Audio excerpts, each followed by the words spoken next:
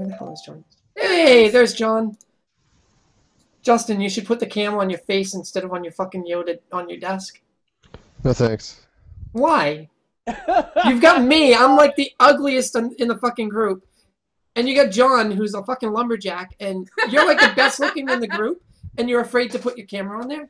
Yeah, Are you serious? Really should. He's just a pussy, that's all it is.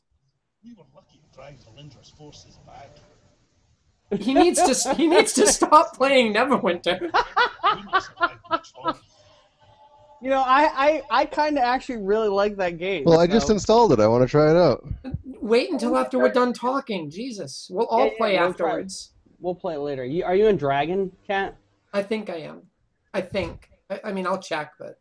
I just picked one. I didn't really care. I didn't think it mattered, so... I think I'm on Dragon. He's showing his fucking desktop. Look, I really want to play this game now. Oh my god.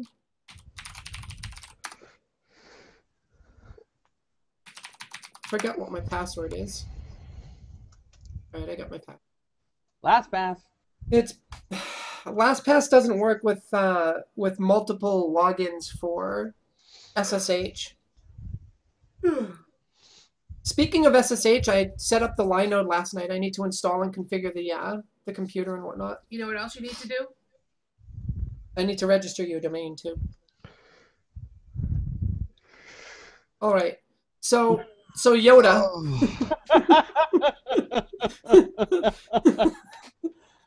So John, you got the talking points that I sent to you, right?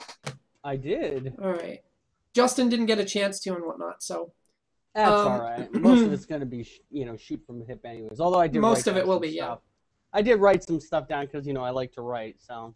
I'm going to. Okay, whatever. And if you're loud, I'm going to. I'm going to tell you to deal with it or go to bed. No, Lee can't go to bed. She's going to join in the conversation. You can't go to bed. You're joining in the conversation. No, she said no. Oh, she definitely is. It's a Friday night. It's a Friday night. You're not going to bed. I have a headache and I feel like crap and I want to go to bed. Then break out the aspirin and the champagne and partay. Oh, Jesus.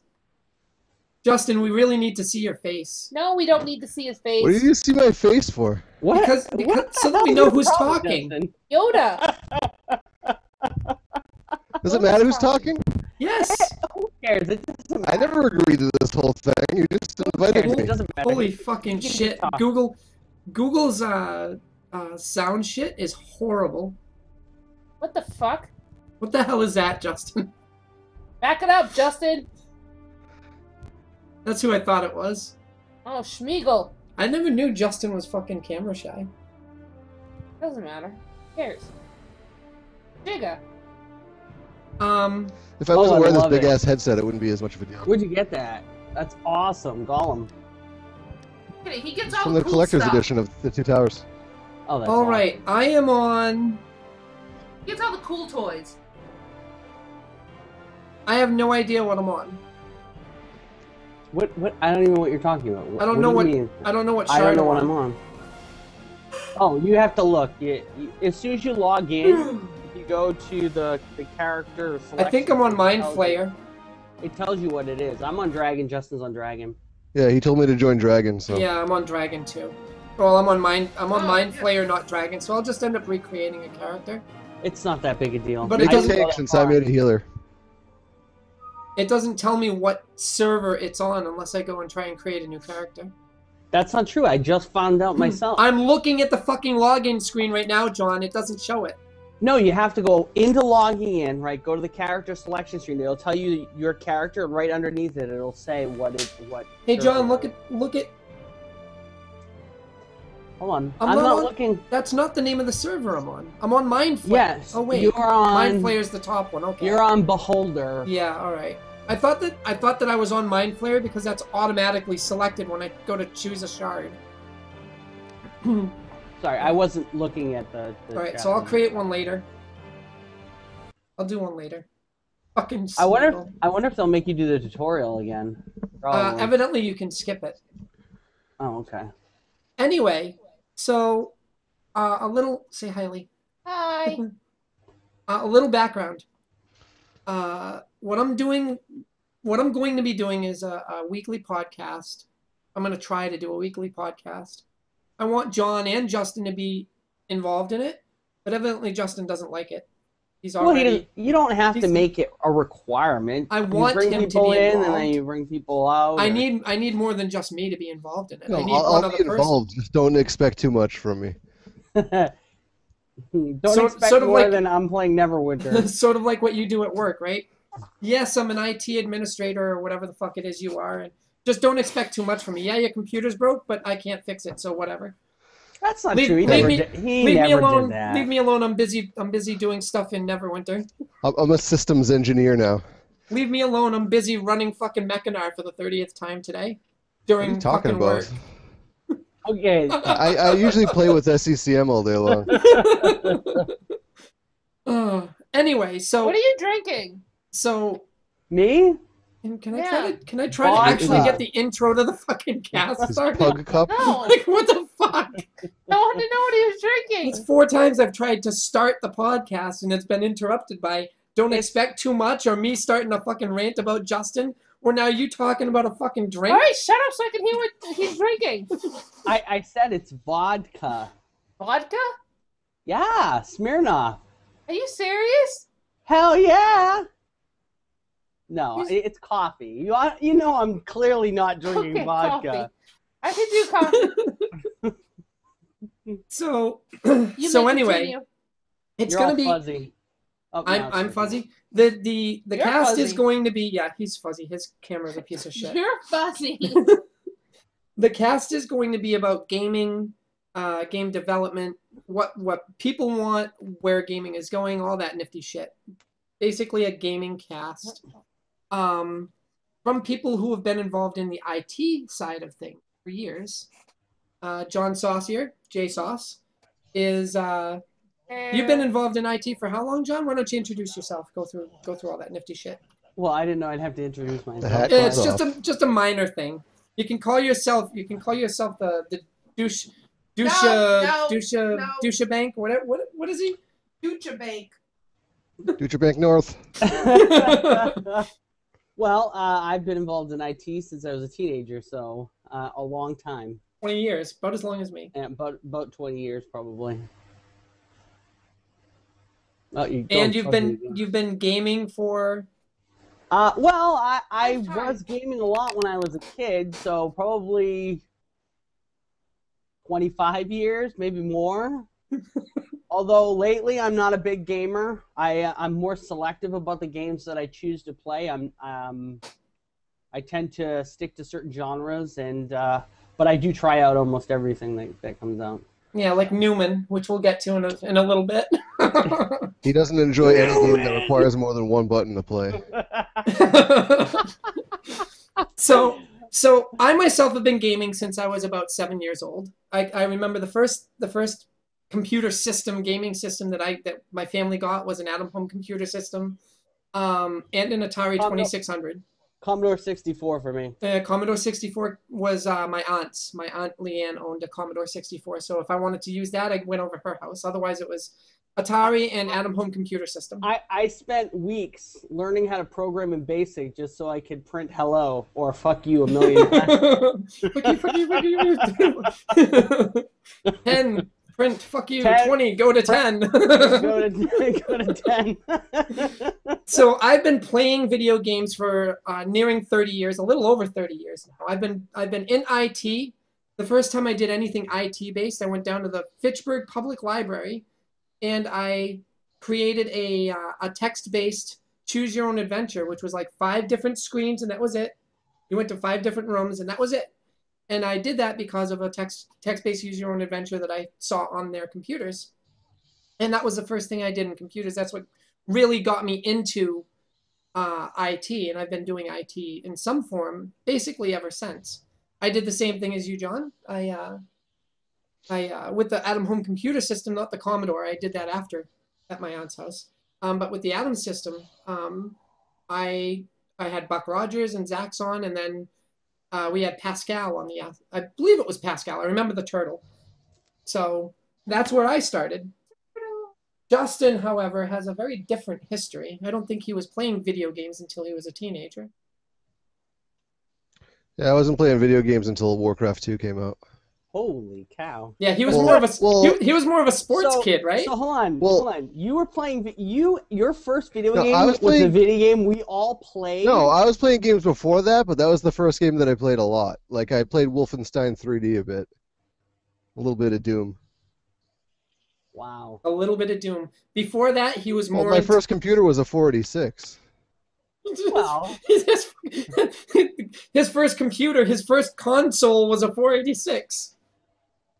Did you ever own an Atari or a Nintendo or a Sega or anything like that, Justin? I had a Nintendo. A Nintendo?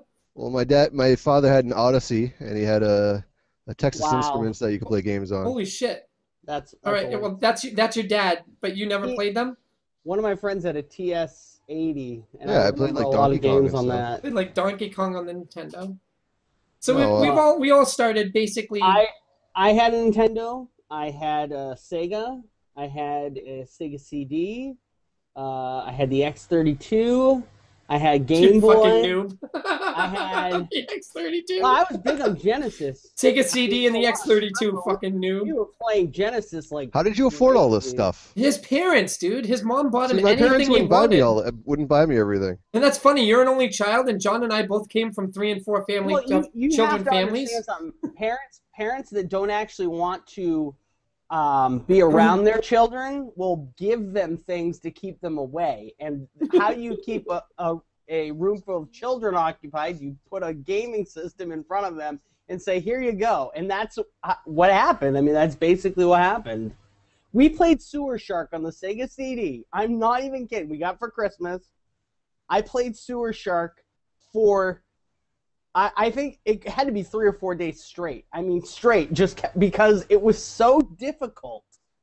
And you had no saves. There were no save games. There was no save games. You had to play it. If you wanted to get to the end, you had to play it. There was no, you would pause the game, and then you would come back. So no one watched TV for at least 4 days while we were playing Sewer Shark. Justin's too busy playing his fucking game instead of paying attention to us. Playing fucking. He can't help it. He loves. What would you like me to say? I would like you to get on cam and fucking take a couple of an hour out of your busy ass schedule and be Hey, a I part don't of have the much time fucking to do this podcast. anymore now that I have a kid. Dude, it's Friday night and it's 11 o'clock at night. If you were gonna use your kid as a fucking Yeah, excuse, it's my only gaming time. and how late are you gonna stay up? Oh, Justin. I don't know, probably 4. All right, so that gives you 2 hours after the cast to do whatever you want. That's not enough time. That's plenty of time. Anyway, so basically we've all been playing games. Okay, most of us have been playing games since Nintendo, Atari, and whatnot. So we've got a lot of gaming background. We've got a lot of IT background. All three of us are in the IT field in some form or another.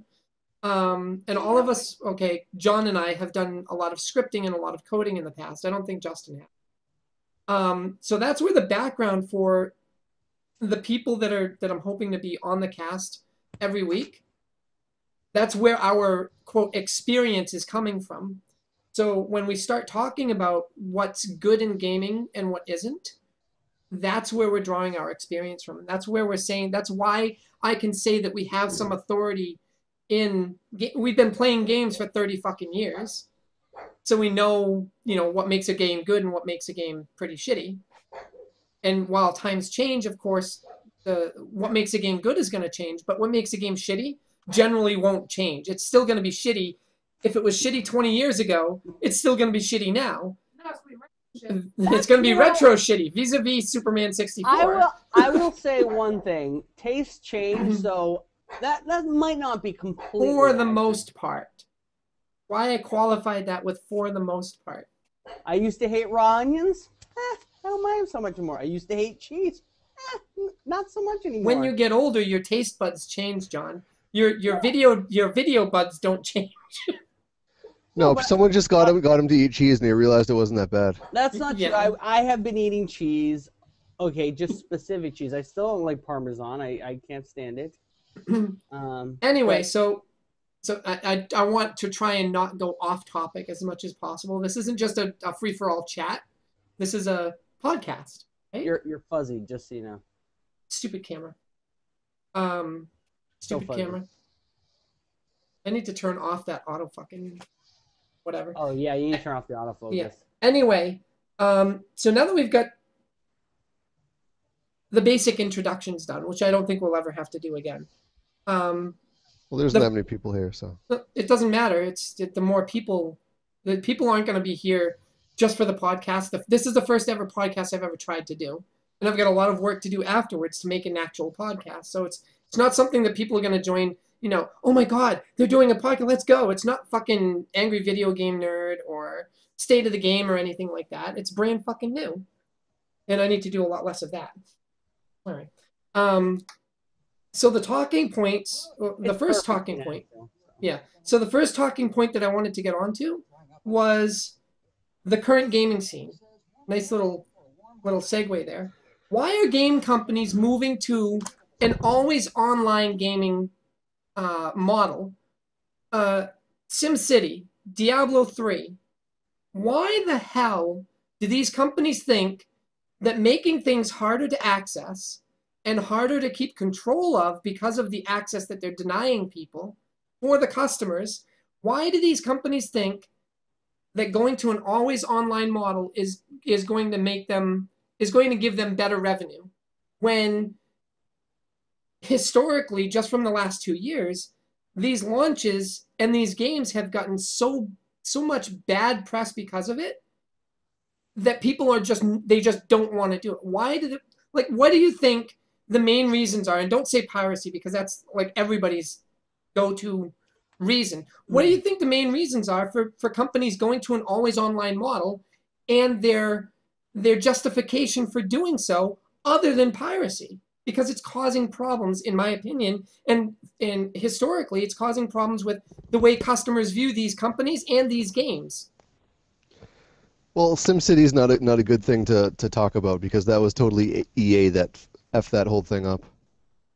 I'm pretty sure that Max has said that they wanted it always online as well. Well, first, let me say, I think that I don't think that single-player games are done. I don't think that there's always going to be an always online component.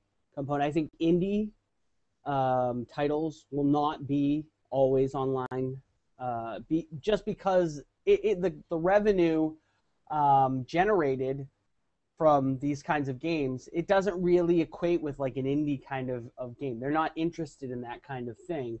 And also the costs that go into developing these type of components, they don't have, that kind of money to be able to put in. So I think single player games are always going to be there, at least until it's just basically everybody's going to make always online games. You have to make them that way, or nobody's going to have them. But why?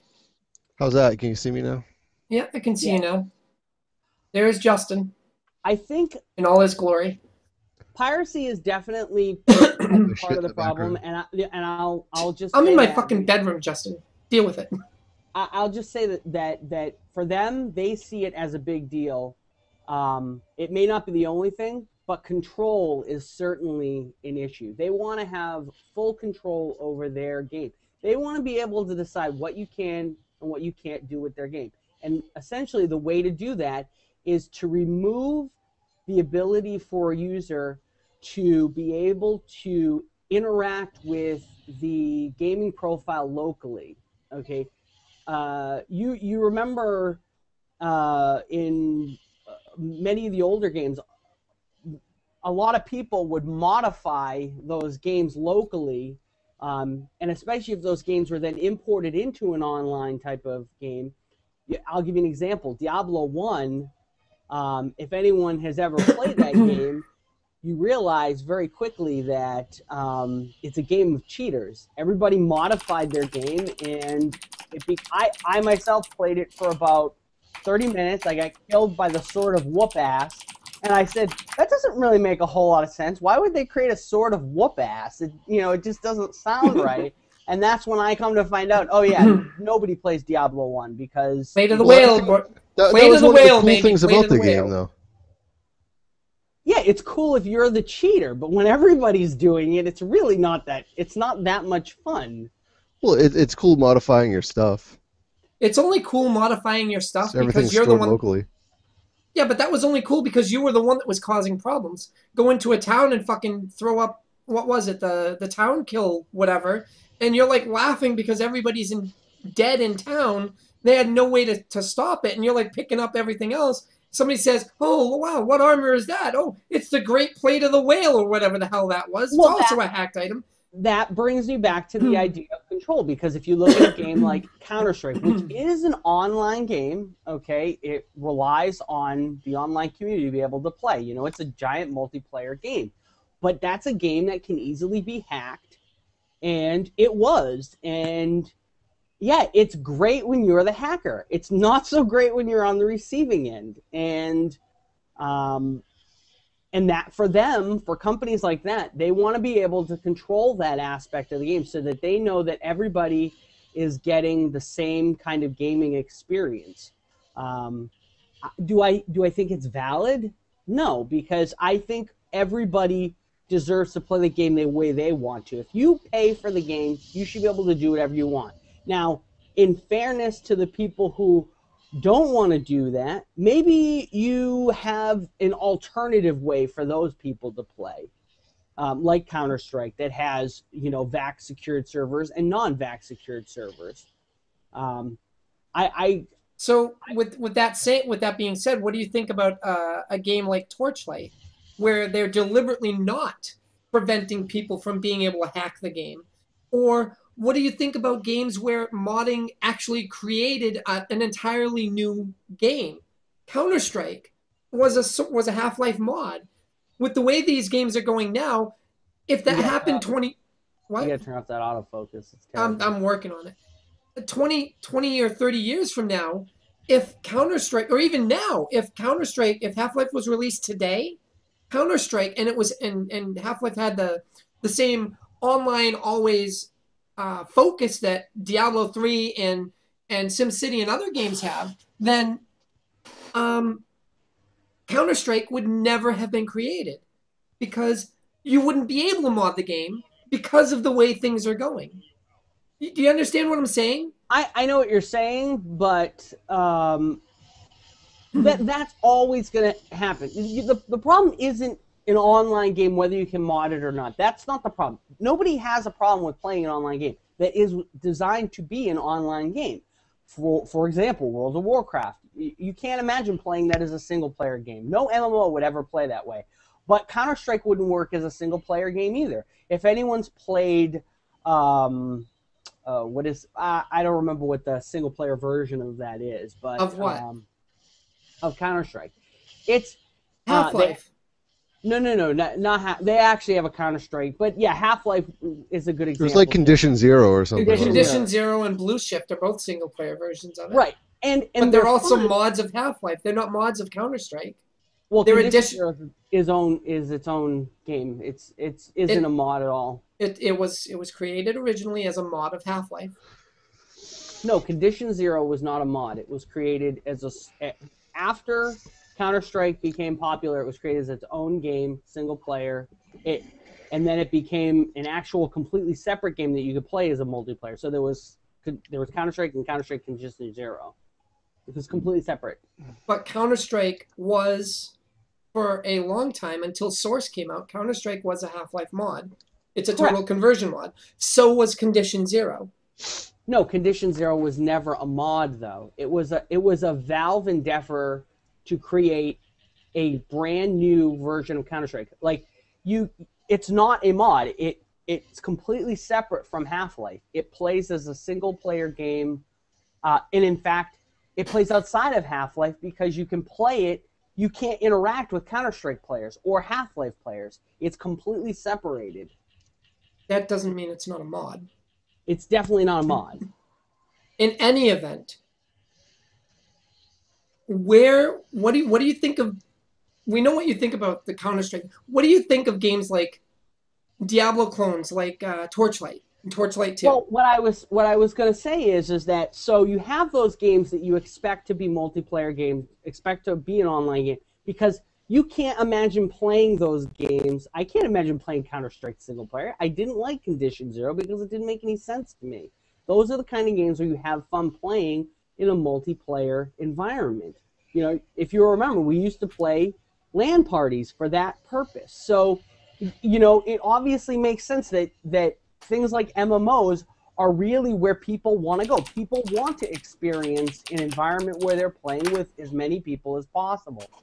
The problem is that when you play a game, and we'll use SimCity, when you play a game like SimCity, which was never designed to be a multiplayer game, and by the way, is still not really a multiplayer game.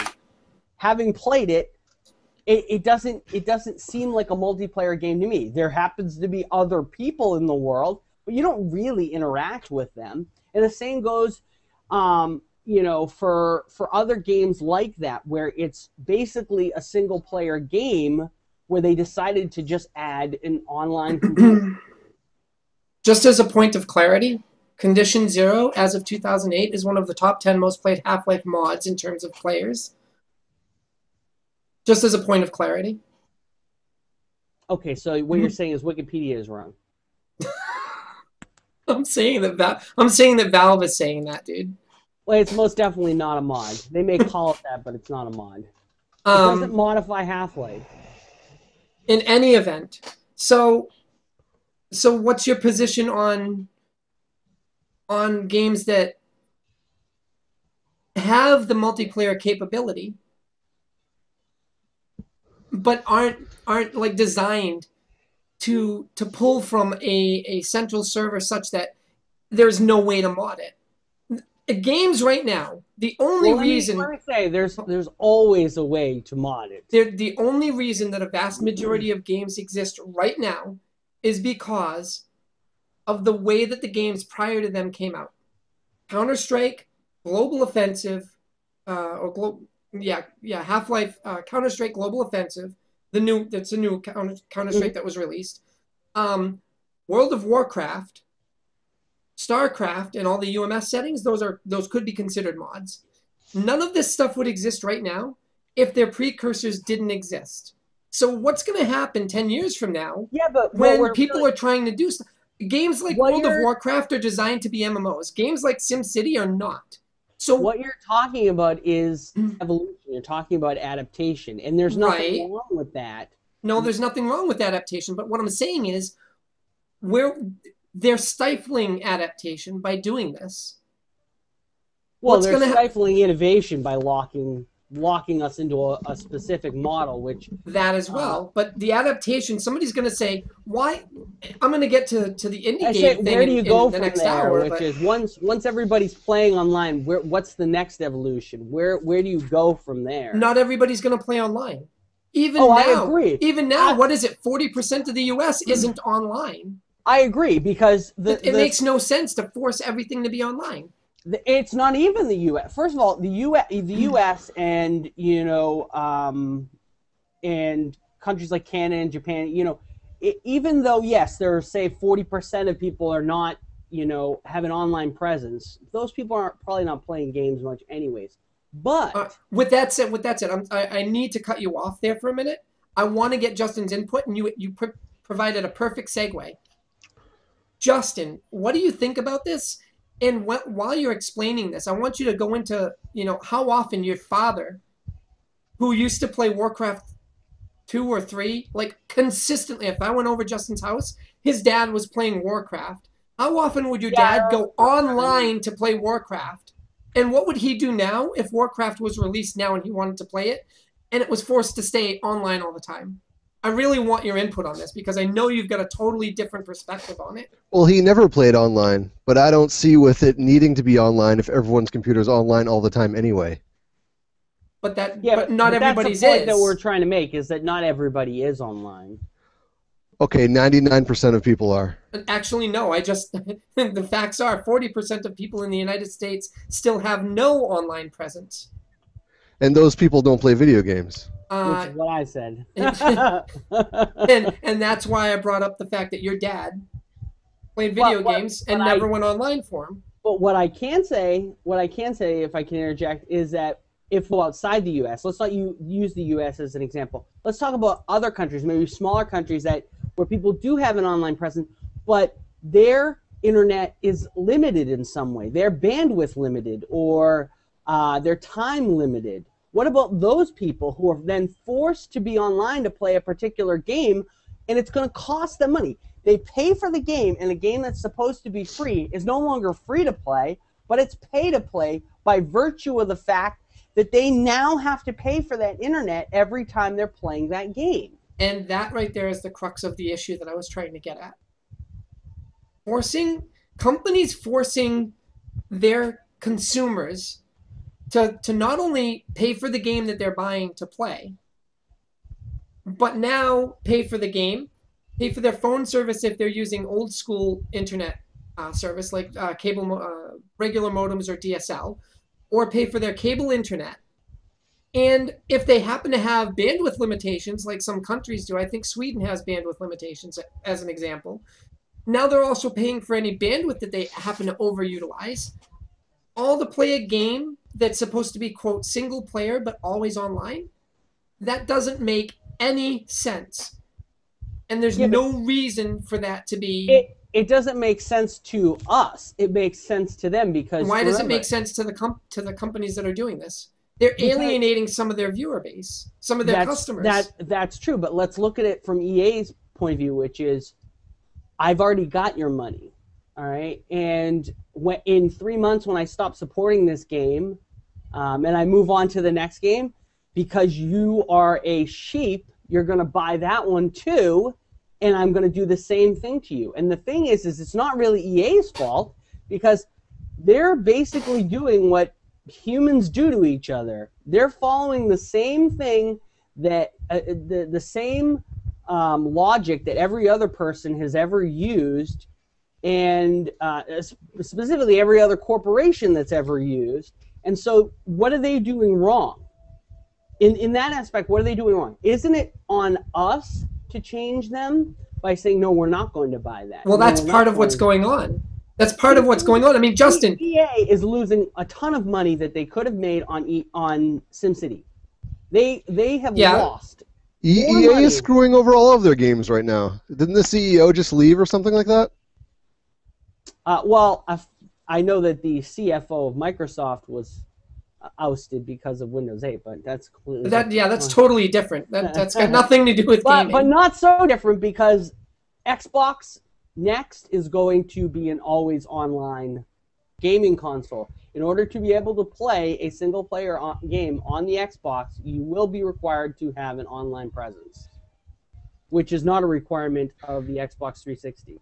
No, it's not, which is why I can still play on the Xbox 360, even though I don't have a live account. I know exactly why they want to do that. Well, I do too, so that they don't sell fucking digital medium and they start selling virtual medium. They sell a game, you download it, you put it on the computer, on the Xbox. Now it's tied to the Xbox, and it's even better than that, because once they control everything, every aspect of your gaming experience, once they say, okay, we decide when you can play, and if for any reason we don't want you to play, we can shut that off. It forces you to have to spend more money if you want to play again, because if it's going to be subscription based, of course. They're going to keep their gold service to provide other features. If you choose not to pay that gold service, suddenly some of your games no longer work. It's a way for them to have more control, and that's what I was talking about before. For these companies, it's all about controlling what they consider their intellectual property, and so, of course, they're gonna do everything they can, so long as they believe that it belongs to them and they can do whatever they want with it. Which really has yet to be determined, then they're going to continue to make these kinds of mistakes. Well, that goes into another thing.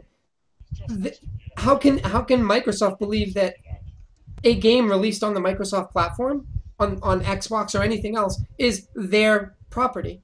If I release a game on Xbox, And I don't want them to be forced to be online to play it, but the Xbox 720 or whatever the hell they're calling it says you have to be online to play this game, even though the developer released it. Well, in that aspect, we're not talking about Microsoft's intellectual property, but you know how Windows works, for example. When you want to certify something for Windows, you have to go through an entire process to make sure that everything that you're developing for them meets their criteria. The same thing is true for them with the Xbox. They're going to make sure that you're, as a developer, you're locked into their licensing scheme so that you are forced to follow the kind of draconian controls that they've put in place.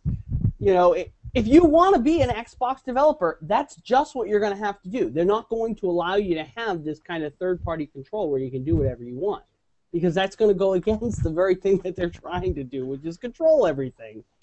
Well, I'm glad you brought up Microsoft specifically, because with Microsoft as an example, all right, what would have happened to Windows and the Windows market share if Microsoft decided you don't have a license, you can't use Windows anymore? Because I remember them starting to do that. What would have happened if they had said, no license for Microsoft, it's not genuine, your Windows isn't genuine, you're no longer able to use it? What would have happened? Their market share would have dropped. In that case, let me tell you how that conversation went. Even though I wasn't there, I know how it went. Which is, okay, well, what we're gonna do is we're going to create this Windows Genuine Advantage program, and what we're gonna do is every person who's pirating Windows, all right, they're all gonna lose access to Windows, and suddenly we're gonna screw them all over, and all these other people who are genuinely paying for it are gonna feel better about that. And then what they suddenly realized was, wow, a lot of people are pirating Windows, and if we disable their accounts, we no longer control a huge market share of Windows. And for them, while they do sell Windows, it's about bundling. They bundle it as an OEM to a computer. They're not selling it to you. They're selling it to the manufacturer, who then is responsible for selling that computer. The vast majority of Windows licenses are not purchased as retail copies. People do not walk into Staples and say, I want a copy of Windows. The people that are going to do that would rather just go to the Pirate Bay and get a copy of Windows. But the people who are buying new computers are most definitely the people who are getting that copy of Windows. And so for them, they basically said, we can't do this because what we're going to do is drive people to something else, or we're going to drive somebody else to create something better that doesn't cost money. And while Linux has been really good thus far, there hasn't been enough of that kind of forced reasoning to make people switch to something like Linux, or make Linux even better developed so that it's more of a gaming platform in general. The point I was making with that is that Microsoft did something right by not preventing their user base from being able to use the products, even though they didn't pay for them. The point was, they're punishing their legitimate customers. If they had gone through with it all, they would be punishing their legitimate customers at the expense of their bottom line. But here's the thing. You're saying they did it right. Yes, they did it right, but not for the right reasons. They did it because they would eventually lose more money trying to fight that war than just allowing people to use Windows as they want, considering the fact that their money is not made that way. Most of their money is made on Server OS and on Office. That's beside the point, though, John. My point is, but it's not beside the point for them, though. It's beside the point for the sake of the podcast and for the point I'm trying to get across.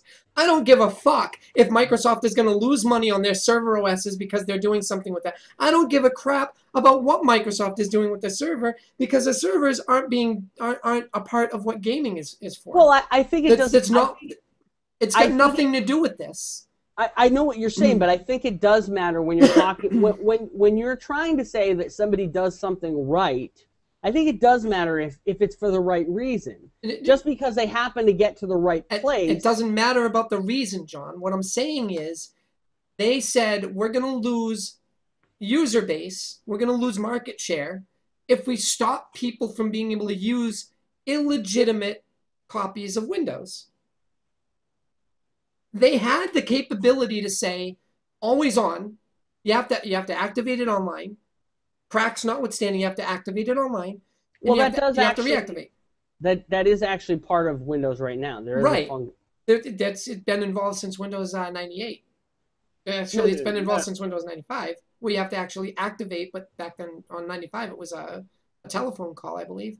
No, you never had to activate Windows back then. You had to activate 98. Not until much later. No, it did. No, it did not. Yes, you did. No. Yes. No. Not the automatics. Not in the I've installed it a million times. Not in the automatic sense that you had to starting with Windows XP. If you're talking about putting in a CD key, yes. And it validating said CD key over the internet to get Windows updates. It never did that because the internet wasn't really part of Windows 95. It still wasn't part of Windows 95. It's still wasn't really part of Windows 98. Yes, it was part of Windows 98. Not really. It had a half-ass Internet Explorer version 3 and 4. Okay, and then if you were lucky, SE, you got version 5. It wasn't really part of Windows at that point. When did Windows Genuine come out, John? Windows Genuine XP. Did it come out with Windows XP? Because I thought it came out with Windows SE, 98 SE. No. In any event, Windows XP. In any event, the fact that they said we're not going to lose our market share by basically invalidating customers, that point right there. If we do X, we're going to lose customer base because we're preventing them from using something, whether they got it illegitimately or not. They said always online is bad. Forcing people to do something that they either don't want to or have no capability to do is bad. They decided not to go forward with invalidating copies of Windows that weren't genuine validated. And everything was good. They kept their market share and everything was fine. And users, even though they hate Windows, they still use it. If a game company like Blizzard was to do the same thing and just stop the stupidity of forcing games to be always on, unless it's an MMO, like World of Warcraft, should be always on because you have to connect to their service to play. If they would just stop this stupidity, Diablo 3 is not an always on game. And there's no reason to say, I don't have the right to play a single player game the way I want to, with cracks, hacks, cheats, God mode, whatever, because it's a single player game. If they would just stop the stupidity, Diablo 3 wouldn't have had the massive backlash that it had. It would have only had a minor one because of the stupidity between the RMAH. SimCity would not be in any way the way it is right now. It would not have it wouldn't have had the backlash. They wouldn't have had the server problems. They wouldn't have had the issues with people being unable to play a game they just paid for. And the only reason that they're trying to keep it always on is to prevent piracy. And I guarantee that SimCity's been pirated more now than it would have been if they had not put that stupid DRM in place. And that's what I'm trying to get at. They're alienating their customer base by trying to protect their bottom line, which is destroying their bottom line. What is that you got there, John? That's not me. That's Justin. I can't see what he's... SimCity. They got a 4 rating. Yeah, we know. And what's that rating out of? That's in Game Informer. It's out of 10. It's maximum PC. I just got the new one in. Maximum PC, a 4 out of 10. And why is it that they got 4 out of 10? 90% of the issues are because of the always online component. Well, Stupid. as you know, I've written several articles on DRM, and yeah, anytime you add DRM to any game or any application for that matter, you're going to have people who do not like it, whether they're going to pirate it or not. Generally, DRM makes something harder to use. And for people like me, it's not. I can get through DRM fairly quickly. And so it's the people who do not know how to do this that are having the hardest issues. DRM is DRM is a component that punishes the legitimate users. That punishes all the users at the expense of the legitimate user, but alienating the legitimate users so that they can say that we're protecting our bottom line. And companies that decide that they're not going to put DRM in, like CD Projekt, are finding that, yes, your game is still going to be pirated. There's still going to be people that pirate your damn game. Nothing's ever going to prevent that. So stop punishing your legitimate users. Stop punishing the people that just want to buy the game, put the CD in, install it and play it, or download the game and play it. And start giving them a reason to buy your product and not get hassled for doing it. And then find other ways to deal with the piracy issue. CD Projekt Red owns GOG. They are a major stakeholder in GOG.com. I'm pretty sure that they're the ones that actually said, hey, this would be a great idea. Let's release everything that we can get a license for on GOG, DRM free, and see what happens. You know, I have a chance to go and get a game pirated off of the Pirate Bay, or I can pay for Baldur's Gate is a perfect example of this. I can go get Baldur's Gate on GOG for, what is it, $8, or I can go pirate it for free. I'm guaranteed to have extra shit on GOG, artwork, music, etc., that I'm not going to get on the Pirate Bay. I'm guaranteed that the game is not going to be cracked, and therefore it's going to be as stable as possible. And I'm guaranteed to be able to download that game at any point in time in the future should I lose the ability to play it. Should I format my machine, lose the CD, whatever. Not so with the Pirate Bay. With the Pirate Bay or any other pirating site, torrents and whatnot, torrents can get shut down. We saw Mega Upload get destroyed.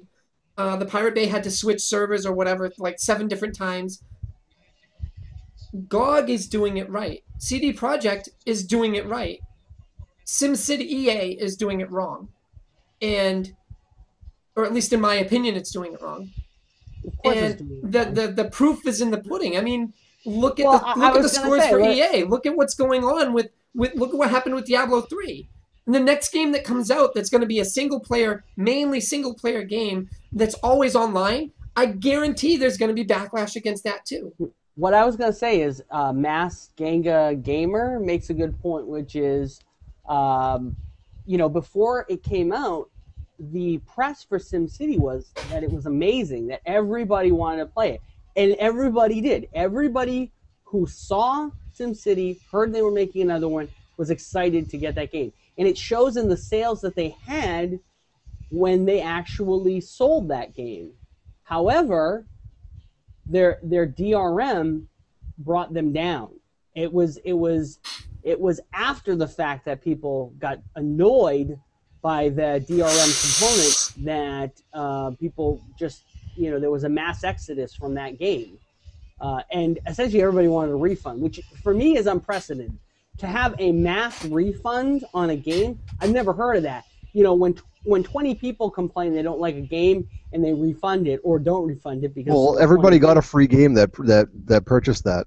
Everybody got a free game that purchased it. And on top of that, there were people that purchased it, returned it and got a refund, and got a free game on top of it. Well, initially... They lost money, a lot. EA said, we're not going to take returns. Instead, we're going to give you a free game. That's what EA's position was. And do you know what people said? Well, I didn't buy my game from you. I bought it from Amazon. So I'm going to go to Amazon and ask them if they share that opinion. You know what Amazon said? We're refunding it. We're refunding every single copy that people do not want to pay for because, you know what, we actually care about our customers. And so they did. They refunded every single copy that and said, you know what? And EA, you're going to refund those from us. And if you don't, we're not going to sell your games anymore. And for a company like EA to not have their games sold on a site like Amazon, it's going to kill them. I mean, it would be like if Walmart said, yeah, we're no longer going to sell your music or something. It really does affect them. And so it really is a good point that shows that if you can have a game that everybody wants to pay for, everybody wants to play, everybody's excited to pay for and play, and suddenly it sours when they actually do get to play it and they do get to test out your DRM, that to secure your intellectual property. So it is a good example of what not to do in that situation. Well, the same thing happened with Diablo 3, and fortunately or unfortunately, depending on how you look at it, it didn't happen with StarCraft 2. StarCraft 2 has a single-player component. You have to have logged on, but Blizzard did it right in this case, where if you've logged on once with your account, you never have to log on with that account again if all you're going to do is play single-player. You can play in offline mode. You just say... You can actually start the game and not log in and play in offline mode forever. You can't do that with Diablo 3 because, the Diablo 3 is always online because the servers have to control the characters. No, the servers don't have to control the characters. You want the servers to control the characters. So they did it right with StarCraft 2. They did it wrong with Diablo 3. And the launches for those games show as much. Which brings me to the next talking point for the next hour. We spent an hour on the current gaming and what an always online thing is potentially going to mean if it keeps going down that road in the future. The segue here is SimCity had a friggin' horrible launch. Started off great because it had so much good hype going for it, and it crashed and burned like Mount St. Helens exploding. It went from it's great to who the fuck wants this game? I want my money back. With that said, what kind of ripple effects are likely to happen in the future with really badly launched games? Games that have good or bad hype before the launch, and then something happens where the hype, no matter how good or how bad it was, just turns into this freaking rolling freight train filled with cow manure. And what can companies do to prevent bad launches like what happened with SimCity, what happened with Diablo 3 in the future? I mean, what can they do? I think you already know the answer to that, which is do not DRM your games. If you're going to DRM your games, because I think it's a lot to ask, at least to ask those gigantic companies not to DRM their games, because for them, that's all they care about. They care about getting their game out, and getting the next one out, and getting the next one out, and that's what they care about. So I think it's a lot but what you can do is just make it so that you don't even notice it. It's not, it's just not there. It's not a big enough annoyance to you that you have to actually, how would you make SimCity different? Well, you know what I would have made SimCity different? I would have made it a single-player game that only had to log in to save your city.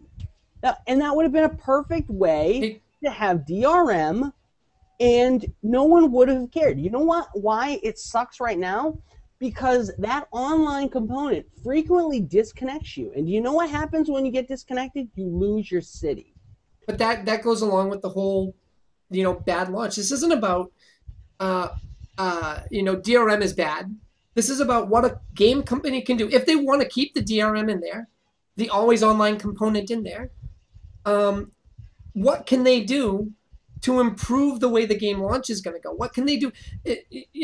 Everybody's going to say, get more servers, make sure that you stress test better. What else can they do to make the launches better and make the experience better for the consumers so they stop hemorrhaging customers and money for games that are generally decent to begin with? All of us have probably coded software, so we know that you can never predict what's going to happen when someone else uses something.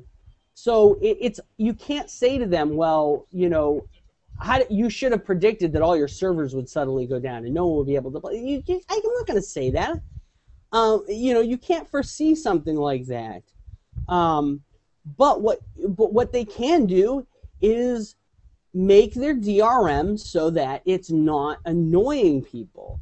All right, and in a prime example of SimCity is exactly what I said. They would not have had their server problem. Their launch would have gone perfectly. Had the only time that you needed to be online is when you wanted to save the game. And I think that would perfectly work for anybody who pays for their internet. They just, I've been playing for 10 hours. I want to save the game. It says, I don't detect the internet connection. You need to connect to the internet in order to save your game. I think that's fine. I think everybody would accept that as that's cool. I get to save my game online, and I can come back to it later. I'll give you an example of what I think would be good for future-based stuff, and I'll apply that directly to SimCity. And you're going to hate the example I use, John, but I'm going to use it anyway. Before we do, hey, Justin, how's Neverwinter coming along for you? It's decent. See, I told you. It's not decent. There's no drive to continue playing the game. I like the game. It's like, go here, kill this. Wow, I've done that 30 billion times before in 17 different MMOs. I like the game, and I like its third-party customization. The customization, when I found out about the customization, I did like that. You know I'm going to be making those things. I was like, oh, that's good. All right, Justin, just chime in whenever you want. I can tell that you're engrossed in Neverwinter. You know how he is. It's like when he's sleeping on the couch. Yeah. So a prime example of a great way to implement the always online thing was Spore. And I'm not talking about the DRM at launch. I'm talking about if you go to play it right now. It saves you can save your characters online, your creations online. It pulls those creations into other players' gameplay without them being online. They log in, it pulls them down, and it seeds your worlds with stuff that it had just pulled down offline when you logged in. That's it. There's no more you have to stay online to play, you get disconnected, you lose it. There's none of that. And that was great. SimCity could have done the same thing. Even with you being right next to another town, like if you and I were to create towns right next to each other, unless we're both online at exactly the same time, there's no reason for us to be connected the entire time that we're playing, because there's no reason for it to be live updates between the two cities. And I've never played SimCity, the most recent version of SimCity. Never played it. I don't know exactly how it works. I just know based on what I've read. And I still think that if they had gone ahead and made the always online component such that it's just a general check every so often and downloads new data every so often, instead of it being constantly checking like an MMO. It's like they tried to make SimCity an MMO, and that's horrible. Horrible. But again, I'm talking about other things. Like Neverwinter. Neverwinter's a great example. It's in open beta. They've got 3 servers. 3 virtual servers. I don't know how many physical hardware servers they have behind it. They've got 3 virtual servers. Beholder and whatever the else in Dragon, right? So they know they're going into open beta. They know there's going to be an influx of people signing up and playing the open beta. They know this. They know they're not going to have the server capacity for an influx of people. Why not add, as part of your development costs, not part of your overall running costs, and I'm starting to lose my voice because I'm talking so much, but part of your development costs, servers that are going to eventually be turned off and can be used for something else later on down the road, development costs included. We're going to launch open beta on X day. We're going to need to have extra servers. We know they're not going to last because people are going to leave. People aren't going to like the game. People aren't going to want to play the game. They're going to think it's, we're going to lose people from that first influx. But if we don't, we want to make sure that we have the servers there. So as part of the development costs, why not roll that in and say, all right, 10 extra servers for when we go to open beta, or 5 extra servers or whatever. Another 5 when we launch live. And then as we progress, as things roll down, because they were development costs and not continuing operational costs, they can be rolled into another project later on down the road. So now they're not losing the money on the development costs because they know what they're planning for. Customers are getting what they want, fast, non-queue access. I know you want me to stop talking, but go ahead. What's your take? Like, what do you? Point. That is my point. Add, that's one of the things that I think they could do. Add servers as part of development instead of part of overall. First, people need to understand that when a company sets up 3 servers, we're not talking actual 3 servers. There's not 3 servers sitting there that are handling those requests. All right. Yeah, that's why I said virtual servers. But probably they're probably a whole data center. Farms. Yeah. They're probably farms, and so what we're actually talking about could be 10, 20, 30 servers. It's more likely that they're virtual servers.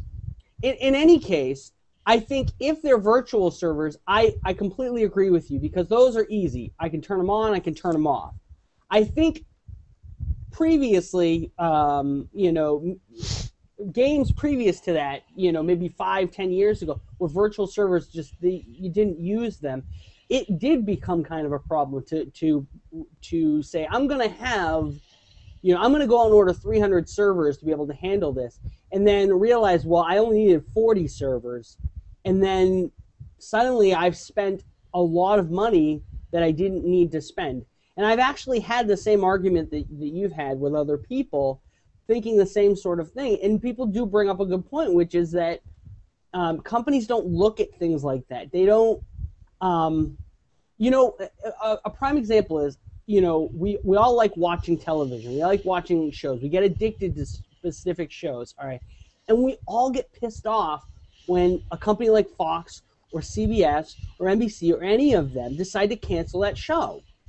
But you have to understand, they're not looking at those shows as those are great shows. They don't watch them. They watch the numbers. They watch what kind of money they're making off those shows. So when a company is developing a game, they're not thinking this is going to be a great game. They're thinking, how much money am I going to make off this game? And so everything must be considered as part of their bottom line, including if you're going to have an online game, the servers that are going to be required to handle the requests that users are going to make upon that game.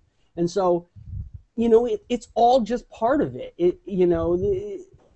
Especially toward the top, because you can't. I mean, how many companies do you think the executives, the guys that are pushing, the paper around, are the guys that are thinking this is going to be a great game. This is a game I want to play. They don't care about. I can name 5 companies that do that right off the top of my head, John. Believe it or not, it's very rare. It's very rare because I can name 4 of 5 of them are big name companies right off the top of my head. Generally, conglomerates are companies where the CEO, the CFO, the CTO, these are old white men who are only interested in green. Okay, that's it.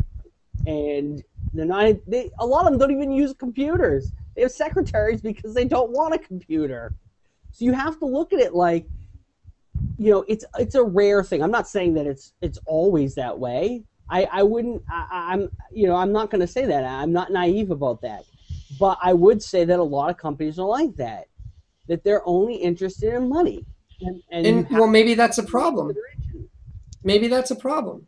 What do you think, Justin? It's a problem unless you're the one making all the money. Even if you are the one making all the money, you're sacrificing, the quality of the game, the quality of you're sacrificing. They don't think of it like that, and they don't really care. What do you think, Justin? About what? About people that are developing the games actually playing the games? No, about what companies can do to make game launches better, you remember the whole fiasco with Rift when it was launched, right? They had to get a whole shitload of extra servers because they didn't have enough. They kept buying extra servers. They didn't have enough.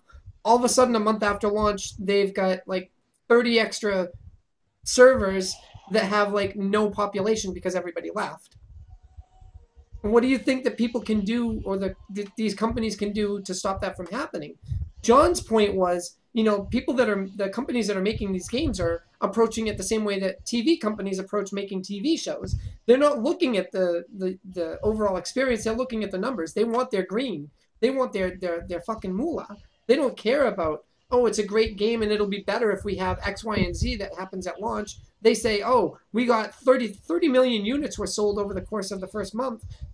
That's money, and we don't care that it's, you know, that only 5 million people are playing after a month. What do you think can be done to improve that? You know, if you're going to be involved, you really need to pay attention to conversations as they're going on. When did I say I wanted to be involved? John told me you wanted to be involved. Yeah, I said he might be interested in doing it. I didn't say he wanted to. I mean, you couldn't even get him on the camera. No, I got him on the camera. Took a while, but he got on the camera. Maybe he doesn't have an opinion on it. Maybe he just agrees with Maybe me. he's just a random gamer. Just a default random gamer. I think in what you're talking about, in how do we not fall into that situation, I think you have to look toward companies that are indie companies, because if anyone is going to be that company that cares about the game that they release, it's going to be that company. It's going to be the dude that sits in his garage. Like I've been playing Game Dev Tycoon, which starts out that way. You know, the guy's developing games from his garage. It's going to be that guy who cares about his game. It's not going to be the CEO of EA, because guess what? EA does not give a shit about the games they release. They don't care anything about them. They don't care if they're successful, other than, hey, we made more money. And it's apparent with every single release they've ever made for a game. Anyone who has ever bought an EA game knows they stop supporting it after a couple of patches and they move on to the next one. And if you're going to care about something, and there are companies that do, because I've seen companies still releasing patches for games that are 3 or 4 years old. That to me says there's at least somebody that cares about that game. Otherwise, why would they do it? They don't have to. 3 or 4 years old? I know that Mythic is still releasing patches for Dark Age of Camelot. Yeah. Which is like the second MMO. There's an example of something that people still play. They love it, they play it, and that company still releases patches. They still I think they might even still release expansions. I don't know. Yes, they still release expansions. Last I know, they still release expansions. So there's a company that fits that, what you're talking about. Right. That fits that example. But not every company is going to be like that. And most of them are going to say, I don't care about that.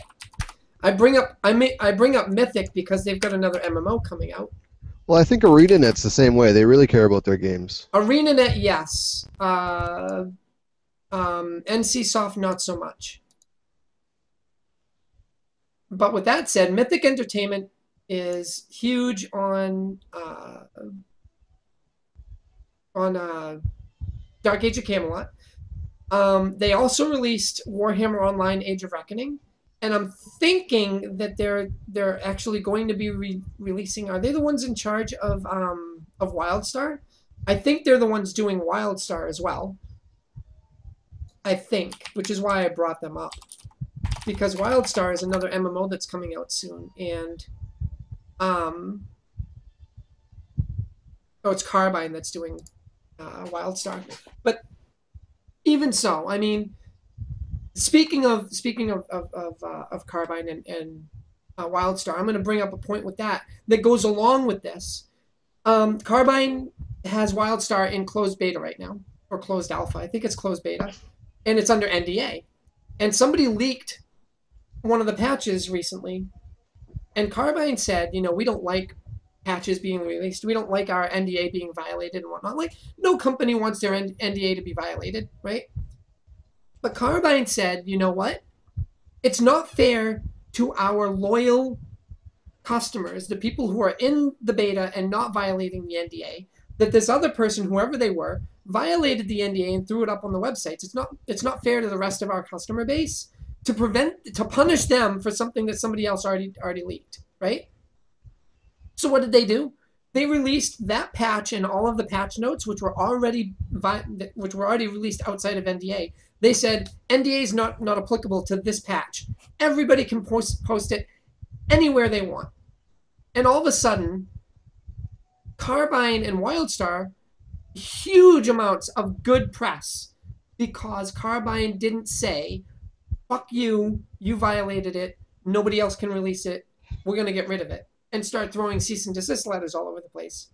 They said, it's out there, the damage is done, let's embrace it and let everybody do it. The argument you're talking about is it encompasses everything. Every company runs it. Let's go all the way back to Napster. Let's talk about how the music companies could have gotten under this and changed music forever, and they didn't. Still made tons of money. And you can look back at that and see all of the mistakes, but every company is going to make that. Do you know why? Because every company, and I know people are they don't like political conversations, but you're either of the mindset that you're okay with change or you're not okay with change. You're either conservative or you're liberal. There's no other way to look at it. And companies like this have to run a conservative way of doing things. Explain. Specifically with regards to the WildStar issue that I just pointed out, explain what the RIAA would have done if that were them. Like a new song just got released. It was supposed to be released next week. It got released today. It's all over the internet. What would the RIAA... What would their response today be? Yeah, what would they do? Sue every single person that was involved in that. All right, and you think that's their response to that? And do you think that would be a good response or a bad response? It's obviously a bad response. Okay. Now say that the RIAA was a game developer, and the game was released, or a patch for the game. The notes for the patch were released yesterday, and the RIAA was in control of. Instead of Carbine, it's the RIAA. What do you think the RIAA would do? And what do you think would happen to WildStar because of what the RIAA did? If they were in charge of this instead of Carbine. Say that again so I understand exactly what you're asking. So you're saying that the RIAA would sue if a song was released, sue everybody that they could get their hands on, right? Every single person. All right. So now the RIAA, instead of Carbine being in control of WildStar and being the developers of WildStar, it's the RIAA, or the people that run the RIAA. Right? Okay. So now they're the ones that are in charge of doing the betas and whatnot for WildStar. And this NDA violation happens, and some patch notes get thrown out there, and the damage is already done. It's already all over the internet. It's going to be posted. You can't stop it.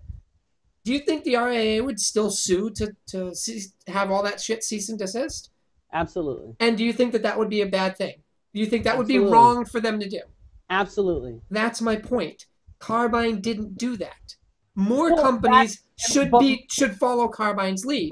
But what I'm saying is, and I go back to the whole conservative versus liberal argument, which is what you're talking about is that company is clearly run by somebody who's a liberal thinker. Not necessarily. It's got nothing to do with being liberal or conservative. It absolutely does. It has everything to do with determining what is best for the customer, which in turn turns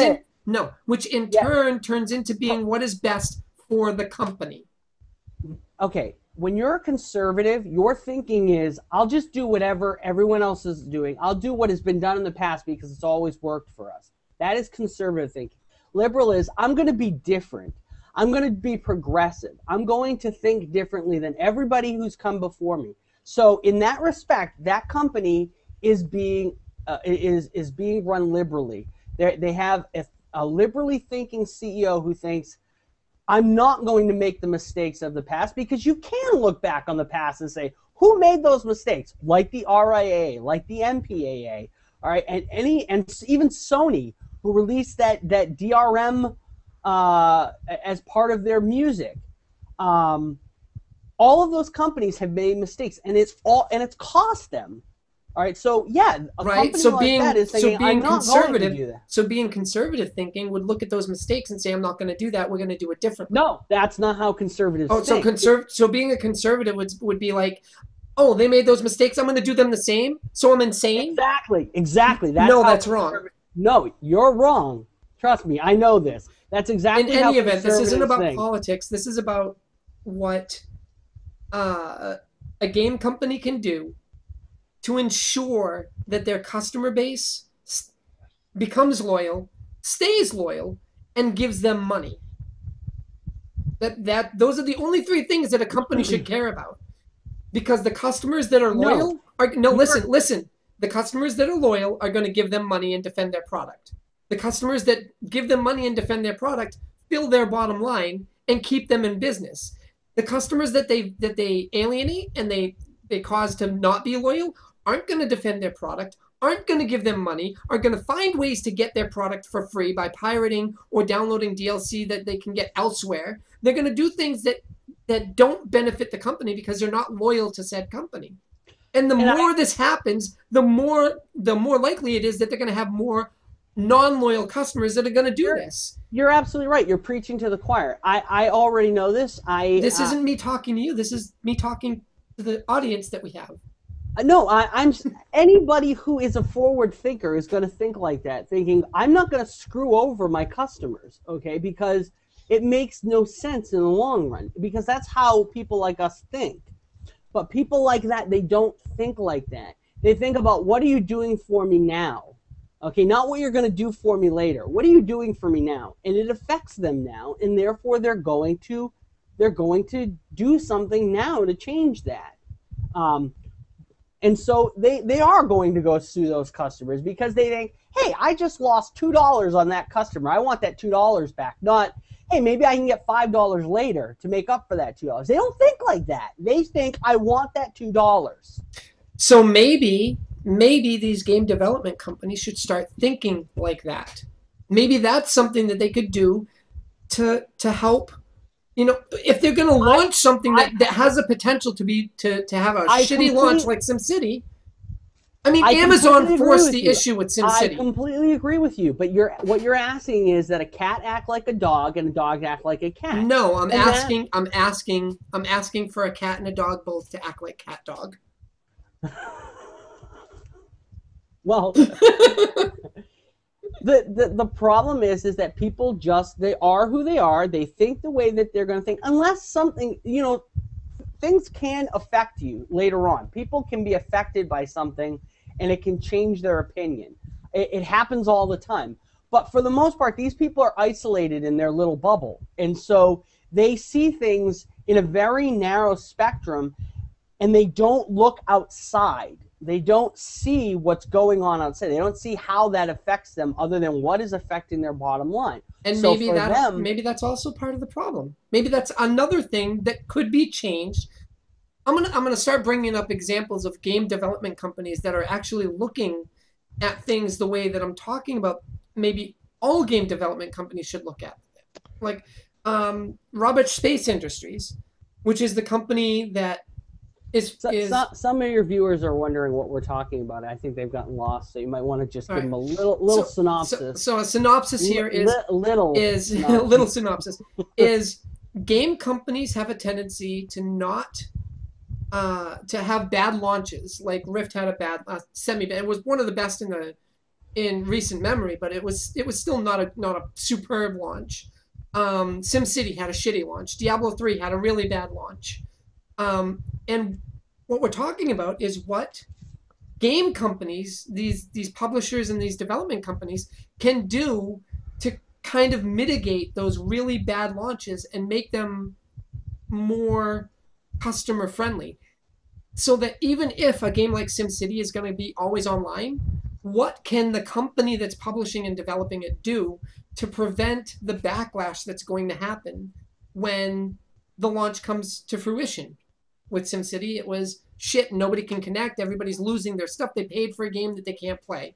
What can the companies do to basically recover from that and launch the games in a better state so that customers aren't becoming fed up with their with the publishers and the developers, for lack of a better term, stupidity? And so, well, I just want to say, it might, you know, we've been talking for a while. Maybe you should ask some of your viewers if they have any opinion on that. Try to get some other opinions on. Justin obviously doesn't have any real opinion on. He doesn't care. Justin's a sheep. He's one of those sheep who just buys. Look at, he bought SimCity thought it was absolute trash, and has not Yeah, played it yeah. since. Speaking of SimCity, Justin, what game did you get for the trade-in or whatever for SimCity? I got the Need for Speed one, but I don't play it, so it doesn't matter. So you paid, what was it, $60 for SimCity. You played that, what, 4 times, and you said you're not going to play it ever again, so now it's either me or John that gets to play it. The thing is, I actually You got a enjoy game for playing free because of it, and you never played that game either. So you basically said to EA, here's Here, have 60 my bucks.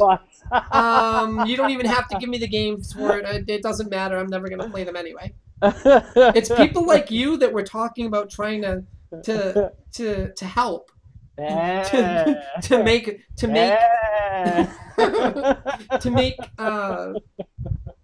to give you your money's worth, basically. I'm not cheap. If I think I'll like a game, I'll buy it. That's being a sheep. Whatever. If you think you're gonna like a game, you'll buy it. If you think you're gonna like a game, unless it's developed by, say, EA or published by EA, who has a tendency to basically fuck their customers over, you'll buy it unless it's from EA. Now, John was fucked by EA. I might buy Battlefield 4. From EA, even though they fucked you at SimCity. You're the type of person that we're talking about giving a better experience to. After the Spore incident, I never bought another game from EA. Never ever bought another game. Didn't say I didn't play them. I'm a semi-sheep. I am a semi-sheep. I will not buy a game from EA, but I will not refuse to play it if somebody gives me the money to buy it or donates it to me. But I will buy DLC from EA for a game that I already own. I'll buy the DLC, but I will not buy a game straight up from EA ever, unless money is given to me and somebody tells me go buy SimCity or go buy this EA game, or somebody donates the game to me.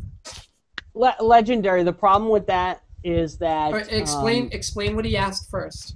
He says that he won't buy until he reads reviews, and the problem with reviews is that companies are paying reviewers to review the games. They're doing that, but also reviews are completely subjective. There's everybody has a different experience. I have watched. Well, I don't do it anymore because Siskel and Ebert isn't around. But I used to love Siskel and Ebert when I was a kid. But every movie that they reviewed, I would still see the movie whether they got it a bad review or not. And I would create my own opinion about it because everybody's going to have a different opinion about something. And I've played plenty of games that people thought were crap, and I've hated games that everybody thought was awesome. So it's a completely subjective thing. But I think people get soured toward gaming companies that use a particular scheme and continue to use it, like EA. Spore ruined EA for me. I absolutely won't buy EA games. I'm just fed up with the nonsense. Going back to what companies could do, what could EA have done better to prevent you from becoming a disgruntled customer that you've never spent another dime on an EA game?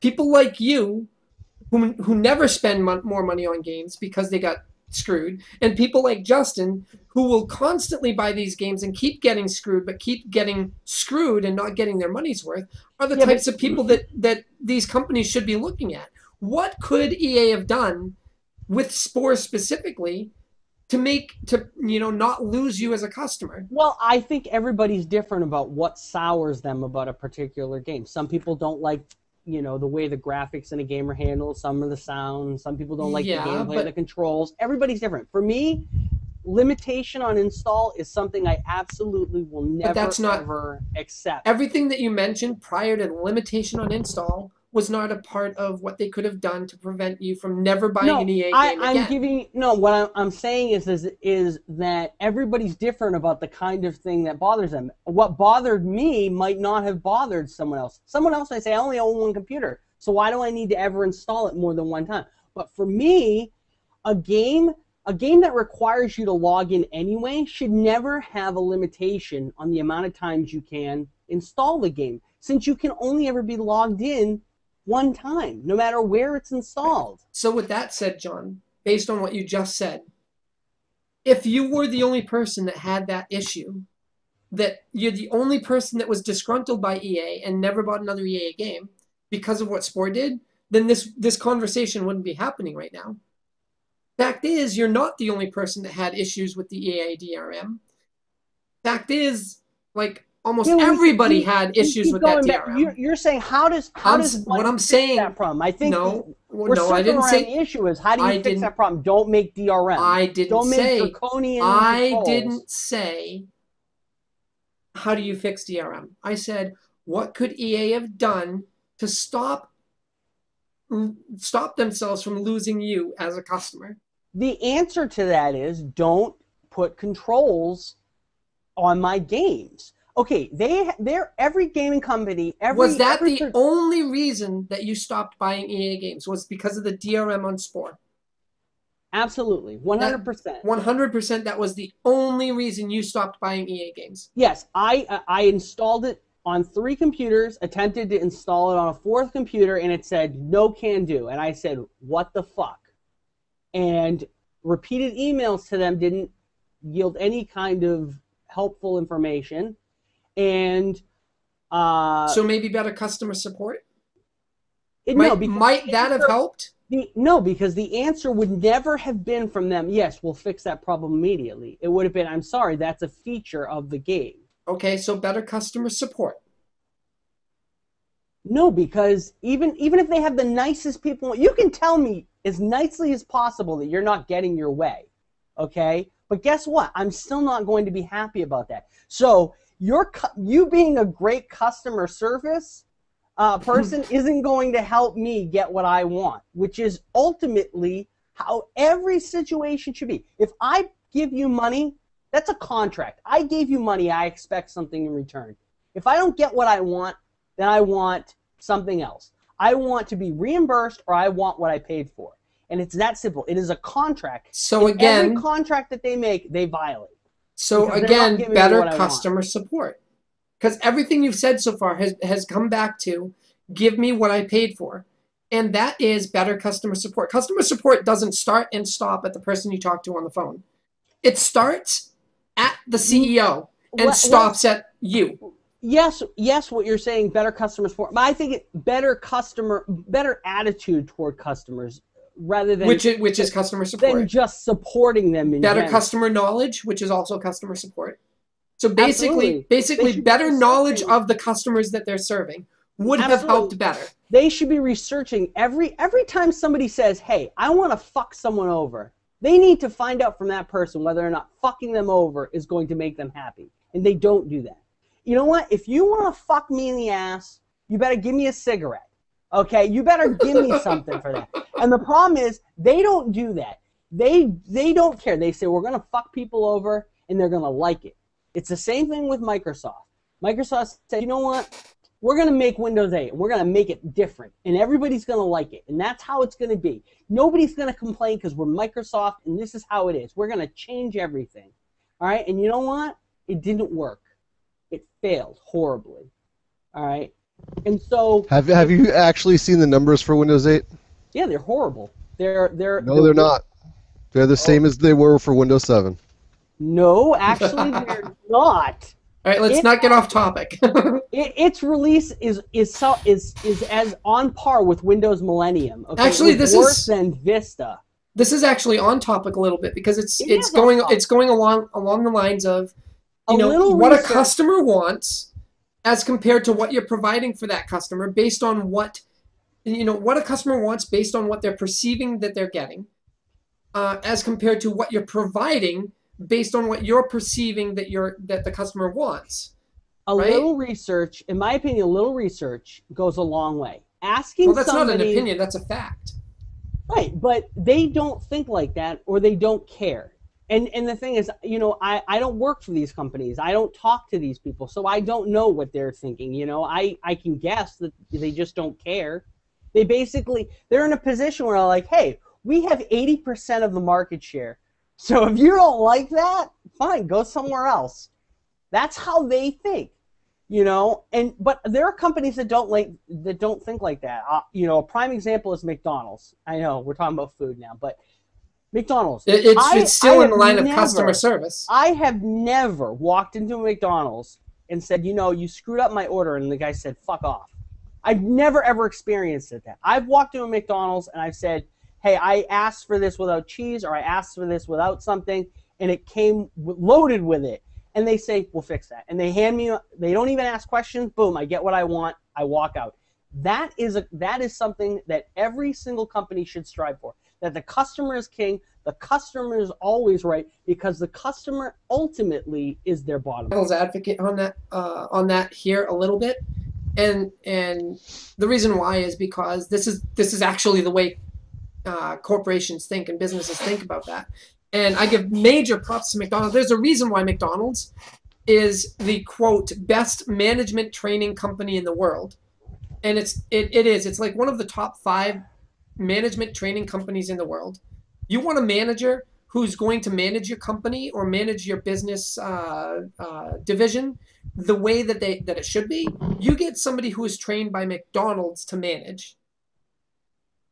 So playing devil's advocate here, the reason why companies don't do that and don't say customer is king is because they're afraid that customer is king equals customer is going to manipulate and steal.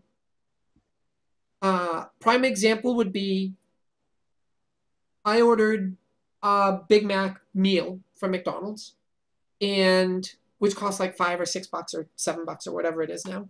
And I get home and I have my Big Mac meal and I decide, I didn't want a Big Mac.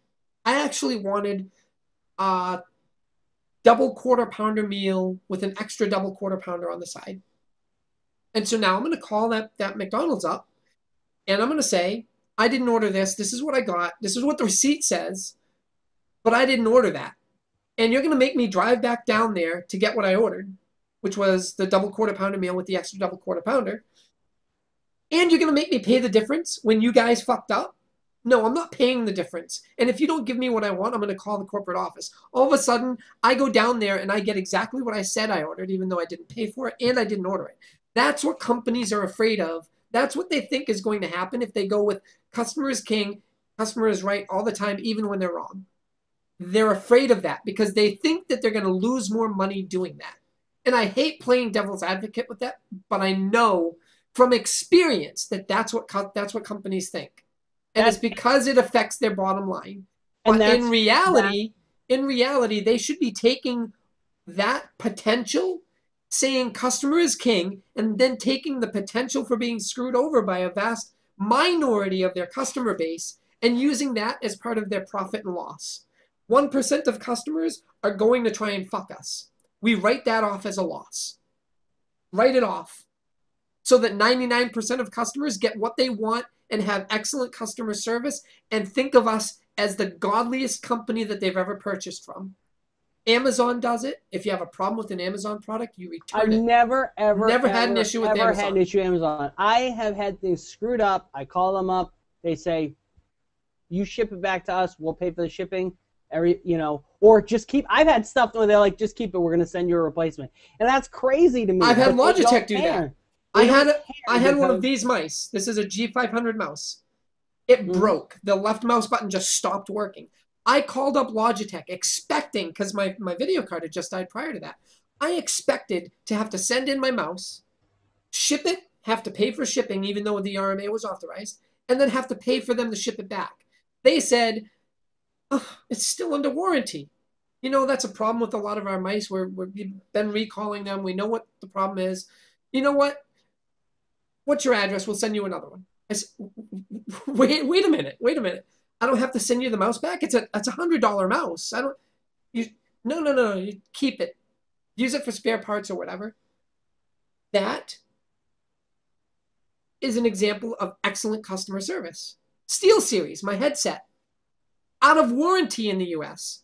Right headphone died. I have to send it back, but still, SteelSeries, out of warranty. Just send it back. We'll do it as a courtesy. Excellent customer service. Try to do that with EA. Oh, wait. People did, and they got screwed. Amazon had to say, no, fuck you. you're taking these back and you're giving us our money back. Well, you know, so if more companies did that, then I think that people would have a much better opinion of gaming companies in general. And it goes right back to the whole, WildStar and Carbine thing, where if something is already done and you can't stop it, why try? Embrace it and make everybody happy.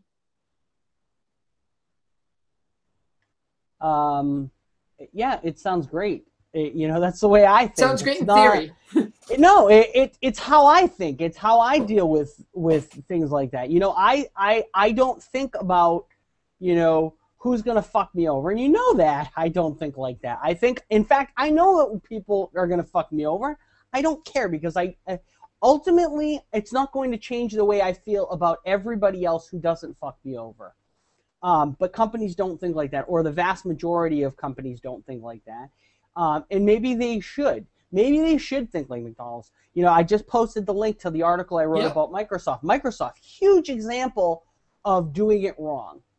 They screwed people over on SkyDrive, and their response, and you can read that whole thing if you haven't read it and you're interested in it, definitely take a read, because I have all the emails, everything. You see how their customer service is doing it wrong. The answer should have been, we'll take care of that immediately. We'll fix that problem. You're right. We fucked up. We're sorry. And they didn't do that. But I've run the same issue with you, which is there are companies that you deal with that are just not of the opinion that you matter to them. You're a number in a vast majority, you know, of numbers. Of numbers. They don't care. You're just a number to them. Not every company is like that. Amazon, great example. I've never had a problem. I've returned tons of stuff, or I've had them say don't even return it. And I've had other companies that are similar in the way they deal, but not every company is going to think like that. But I would say that in the food industry, it's a slightly different, in that buying a $2 hamburger or a $5 hamburger is a little different than, say, going out and buying a headset that's going to last a that's because longer. The majority of the difference there is the overhead. A $2 hamburger from McDonald's, a cheeseburger from McDonald's. What I'm saying is, it's the overhead. A cheeseburger from McDonald's costs me $1.50. It costs McDonald's 40 cents to make it.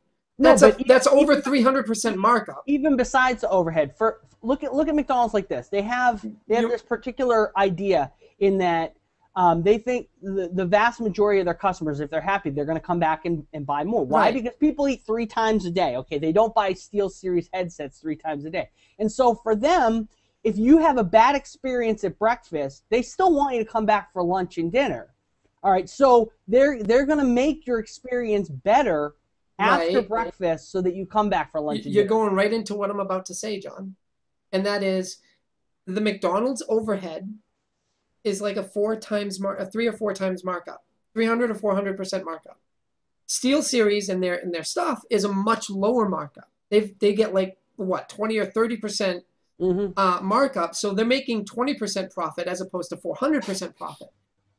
But that goes along with the McDonald's life cycle. They want you to come back as often as possible. So does SteelSeries. They want you to buy from them as often as possible. McDonald's wants you to get your friends to come into McDonald's and eat with them as often as possible. SteelSeries wants you to tell your friends to buy from them as often as possible. The only difference is the life cycle and the markup. The markup is lower for SteelSeries, so they have to sell more product to make the same amount of profit. And they don't sell as much per person per day as like a fast food joint. So their customer service should be that much more above and beyond what customer service at McDonald's is. Because McDonald's I was saying if I treated you bad at breakfast and I made it okay, at lunch, chances are you're not going to get treated bad and you're going to come back for supper anyway. If I treat you bad when you buy your first SteelSeries product and I treat you, if I fucked you, you're not going to come back ever and order a SteelSeries product. But if I treat you well, chances are you're going to tell all your friends. All of them are going to order. I have to treat them well too. And I'm going to make more money in the long run. Whereas McDonald's, people might go there once a day, twice a day, once a week, whatever. And as long as they keep providing the good service, they're going to keep getting that recurring business. With SteelSeries, that recurring business is going to keep happening, but it's over a much longer period of time. The average lifetime of a set of headphones is like 5 years. That's what the lifetime expectancy of a set of headphones is when it's not thrown around and treated like shit. So every 5 years, give or take, somebody should be buying a new set of headphones. Every 5 or 6 years, somebody should be buying a new keyboard, unless they're going along with the business-based, every 2 years you replace your computer, and then it's every 2 years they're buying everything new. That 2 years is still a far cry from 3 hours. No, so customer experience is still saying. That much higher a priority. It's the same with video games, especially if they're going to be providing DLC or other microtransaction-based content. If they fuck you with one thing, they're not going to get the money from the rest. So these companies... Microtransactions have really changed the landscape of gaming, though, because, first of all, software and hardware we have to look at is slightly different in that you're going to sell more units probably of the software than of the hardware, right? Because generally it's cheaper and it just tends to be on everything. But the microtransactions have really changed something because it allows a company to continually get revenue they might not otherwise get. Because once you sell a product, unless it's a subscription-based product, it's sold and it's done. Yeah. It's sold. That's their sale. But the microtransactions, that really does apply to something like McDonald's because it's something you are going to keep coming back for. That's why I segued. So this also brings us to the. I mean, we're close to the segue to the last segment here, or close to the last segment here. There, people wanted me to full screen it. And the segue into the last segment is a vast majority of what we've been talking about doesn't apply to indie developers as much as it applies to developers like EA and Blizzard and BioWare and whatnot, publishers like EA and developers like Blizzard and BioWare, in that indie developers are looking at the games the way we're saying these big name developers should be looking at them.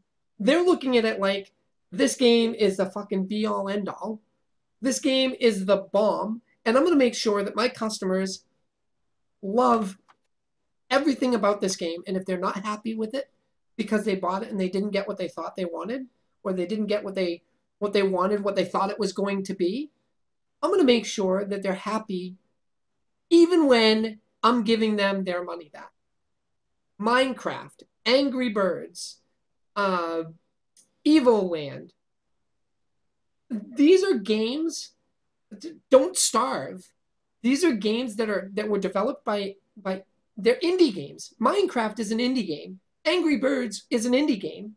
They're developed by small development companies or unknown development companies or even single-person development companies, and they've blown up or they've become awesome in their own right and have a huge following. Why?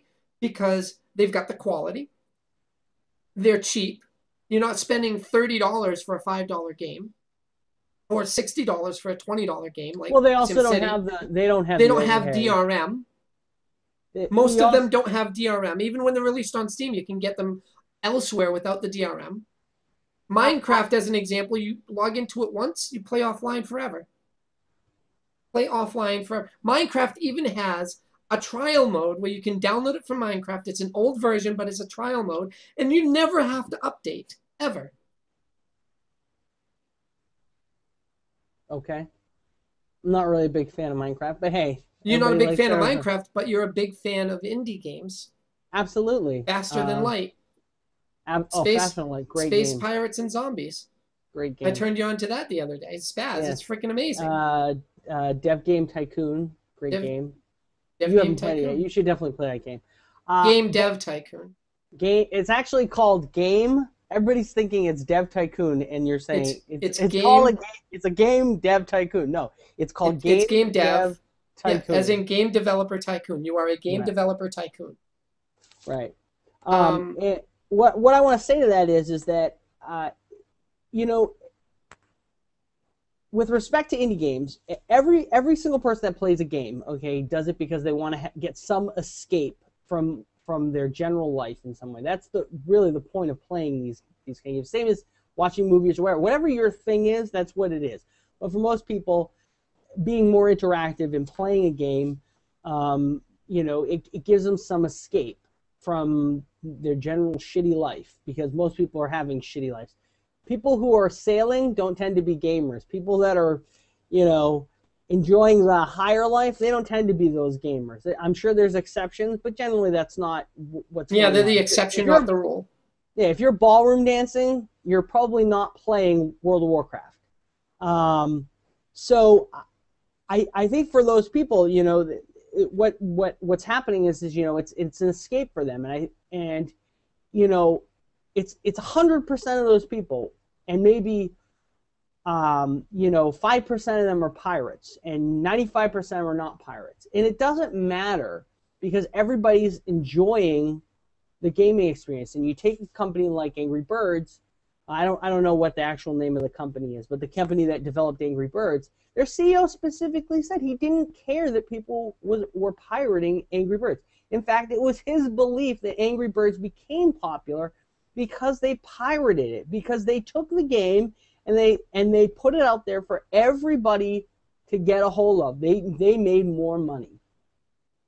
And it's probably true for a lot of games. You look at a game like Game Dev Tycoon, which recently had a little, you know, pirate an Easter fun. egg for their pirates. Yeah, a little Easter egg for their pirates, and it was all in good fun.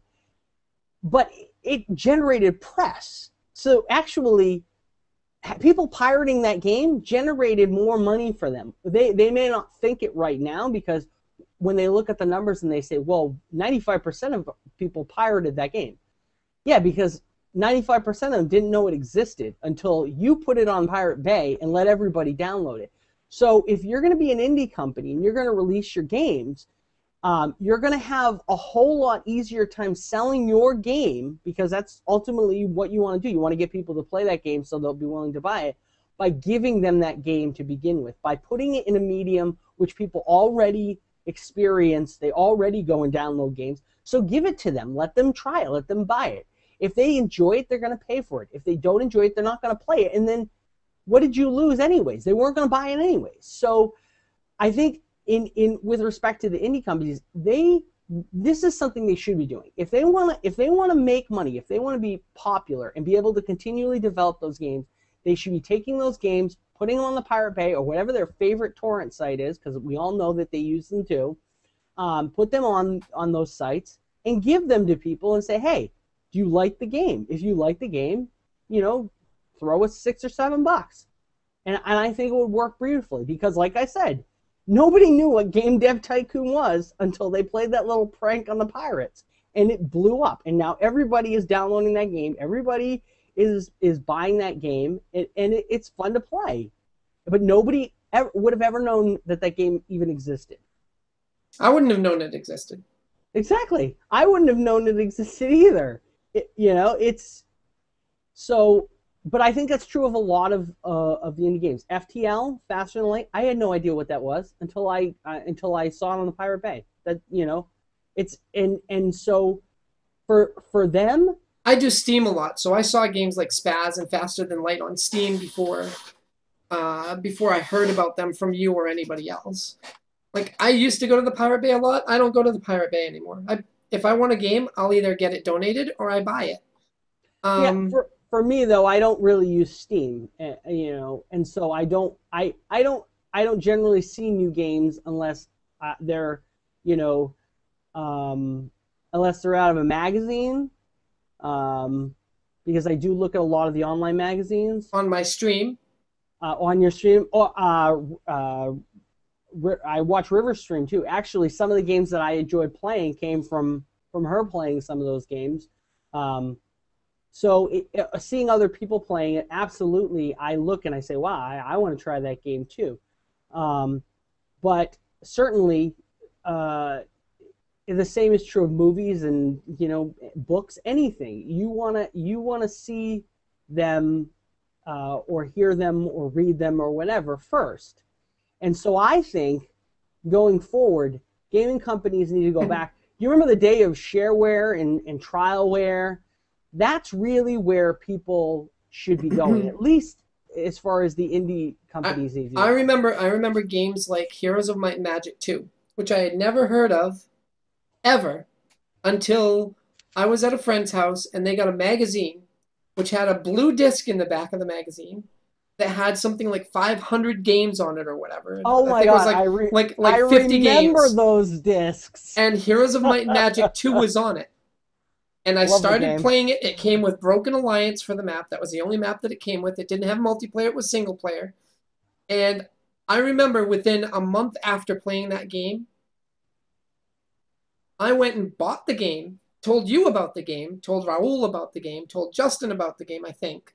I might not have met Justin. I don't remember if Justin I was playing with game. Raul on a Pentium 2 75 megahertz. Both his and mine, sitting on our freaking kitchen table, playing the game Hot Seat because the game was so awesome. Playing it together, it was such. I would never have heard of that game if it wasn't for that little blue disc in the back of a magazine. I know what you're saying. With the popularity of the internet, I mean, yeah, you can find out about these new games, but how do you get them out there? Indie developers are doing what every game company should do.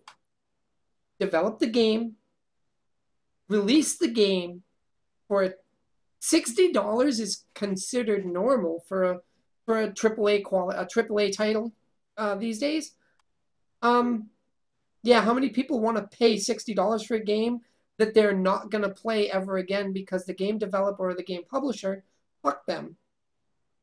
I don't want to pay $60 for fucking SimCity, I'm sorry. Yeah, I would say the way SimCity is right now, it's probably worth about $10. I think it's probably going to end up in the $5 rack. Is what you go to Walmart, there'll be the $5 rack with all the. That's where SimCity is going to end up. Look at what happened with Minecraft. It started off, I think it was $9 or $7 to pay to buy the game. It started gaining in popularity like wildfire. Went from $9 to $15 to $20 to I think it's $30 to buy the game right now. I think it's $30, and they've sold something like 24 or 25 or 30 million copies of this game. It went up and up and up in price, corresponding with how popular and how much development time had gone into it. If they go over $30 or $40, whatever, I think it's $30 right now, $29.99. If they go over that price, they're going to start losing sales instead of gaining more because the game's not worth more than $30. And other games, I don't think it's worth $30, but hey, that's it's definitely not worth more than $30. No, SimCity. Well, I don't think any game is so. SimCity, Diablo 3. The reason why these companies release these games at such high pricing is because that's what everybody's done before. True, but you also, for them, they look at it as they have more overhead than an indie gaming company. Why do they have more overhead than an indie gaming company? Generally, they have more developers. They develop more games. They do marketing. There's definitely more costs associated with releasing those AAA titles. Marketing is generally a static cost. Marketing doesn't change if you sell one copy or 100 million copies. No, but it's a cost that the indie gaming companies aren't spending. Right. So it is definitely part of their overhead. Right, but it's not. If you sell 30 million copies, Diablo 3 sold something like 4 or 5 million copies in the first couple of days. Well, that's the advantage of software as opposed to something tangible. I can make one copy and have 30 million of them. What I'm saying is the marketing for selling 4 million copies would have been the same if they sold 10 million or 2 million. They spent True. the same amount of marketing. They True, need to make unless- that money unless they back, yes. Add marketing to it later. Well, yeah, I mean, unless they add marketing to it later. But yes, they have to make that marketing expense back to recoup their losses on developing the game. But don't you think that more people would have bought the game if it was sold at a lower price? I mean, that's Absolutely. generally supply and demand. absolutely. Supply is infinite. Demand is X equals price is Y. You reduce supply and you can't reduce infinite because it's digital marketing. I mean, yeah, they're still going to put stuff in boxes and sell it at Walmart and whatnot, but why? Well, I would say it's technically infinite, not unless you plan on, sending it out to the rest of the universe. I mean, there's obviously a finite amount of releases you need to actually make. There's not a finite amount of software that you can allow people to download, John. You have but one copy. You have I'm one not going copy. to download Spore 25 times. No, but 25 people will download it once. Yes, but there's only 7 billion people in the world, so it's clearly All finite. right. It's not finite because 7 billion people can download one copy of a game, and there's still a copy of a game there for that 7 billion and one person. That's my point. It's an infinite supply. Yes, There's it is technically always. an infinite It's not supply, technically. yes. It's factually an infinite supply. It is an infinite supply, okay, because it's software based. So why would? But Yeah, there's spend a little bit. There's definitely not an infinite demand for that. Definitely not infinite demand, which means that the price should go down. But the pricing of these games is continually going up. It was $50 last year or the year before. It's $60 this year. It's $70 next year. In 10 years, it's going to be $120, and there's going to be no physical medium anymore unless you buy it direct from the company that publishes it so that you can get the collector's edition, and it's still going to be $170 to download it or to buy it direct from the company. And Why? You say that Because they want their money instead of trying. Point. Makes a great point. Let me say that I don't know how many people are. I don't know how old your viewers are, but being somebody old like me, I remember when you used to get your software on diskettes. Yeah. Okay. And I always had a problem with the idea that I would be spending, because even then there were some things that were kind of expensive. I believe Windows 3.1, maybe Windows 95, they cost $89, maybe $69. Windows 3.1 when it was released was like $130. I think it was a little cheaper than that. I don't think it was. But it wasn't as expensive as it is now. But even so, I always had a problem with the idea that here I was spending so much money for what I knew to be so little. Like to me, there's an equivalency thing in that if you spend $5,000 on a car, you at least know, well, I'm getting a lot for that $5,000. But I feel like with software, where I know that there's really nothing to it. You see, that's the problem. A lot of money is going into a lot of nothing. That's the problem with that. People look at a piece of software and say it's not that much. If you saw the source code for some of the software, I guarantee you'd be flabbergasted. Oh, no, I'm not. Like, I know this, and so that's a lot. As someone who's developed something, I understand that. I'm not saying that there isn't work going in. I'm talking about, in general, the end result, because that's what we're talking about. We're talking the about materialistic end result, yeah. People are all about things that are tangible. They like to hold something in their hand. They like to know that they spent $5 on that, and they're okay with that. But they're not okay spending $100 on that. Why not? What's different? Why is it okay to spend $5 on this, but not $100 on this? The same goes, why is it okay to spend $5 on a disc and not okay to spend $100 on a disc?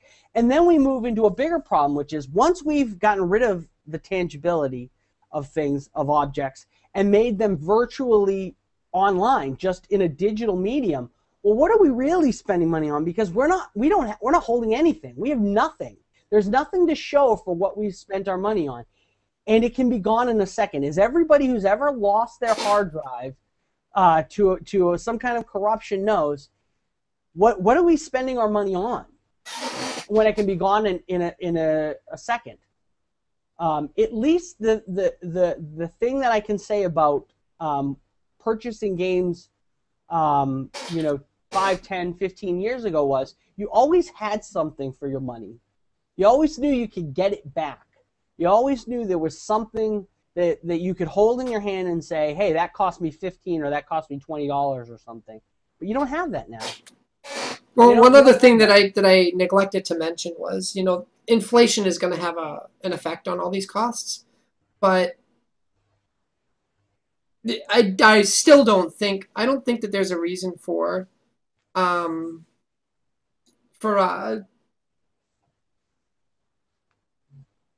price of games to be increasing what seems like every 2 or 3 years. Like, I remember 2 or 3 years ago, I would pay $60 for a game that now I would pay $70 or $80 for.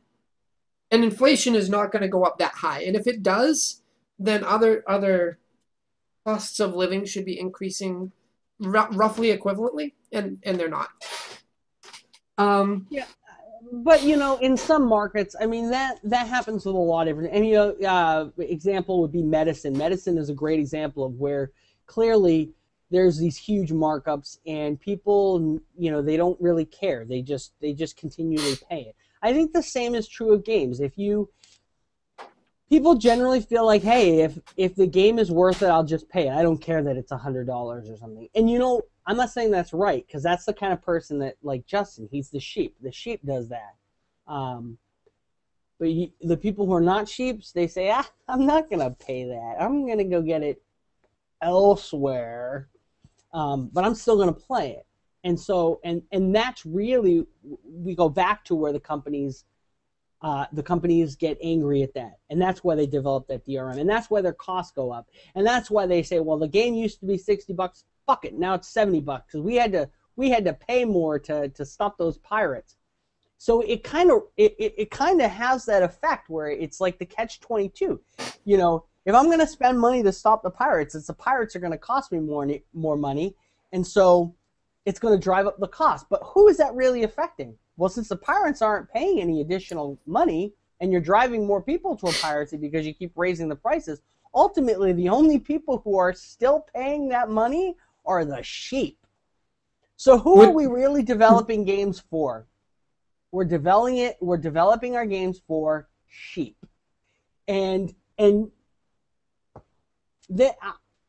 wearing in those board meetings and listen to these people, because I think that's how they talk. And we're wearing socks. Refer to people as sheep. And we're wearing socks, and we're bending them over, and we're not telling them until after we're done. And it's actually good that segue brings us right back to the beginning, where, you know, DRM seems to be the biggest issue for screwing customers over, raising costs of games, preventing customers from being able to get what they want and what they paid for, because the DRM takes precedence over the development of the game to begin with.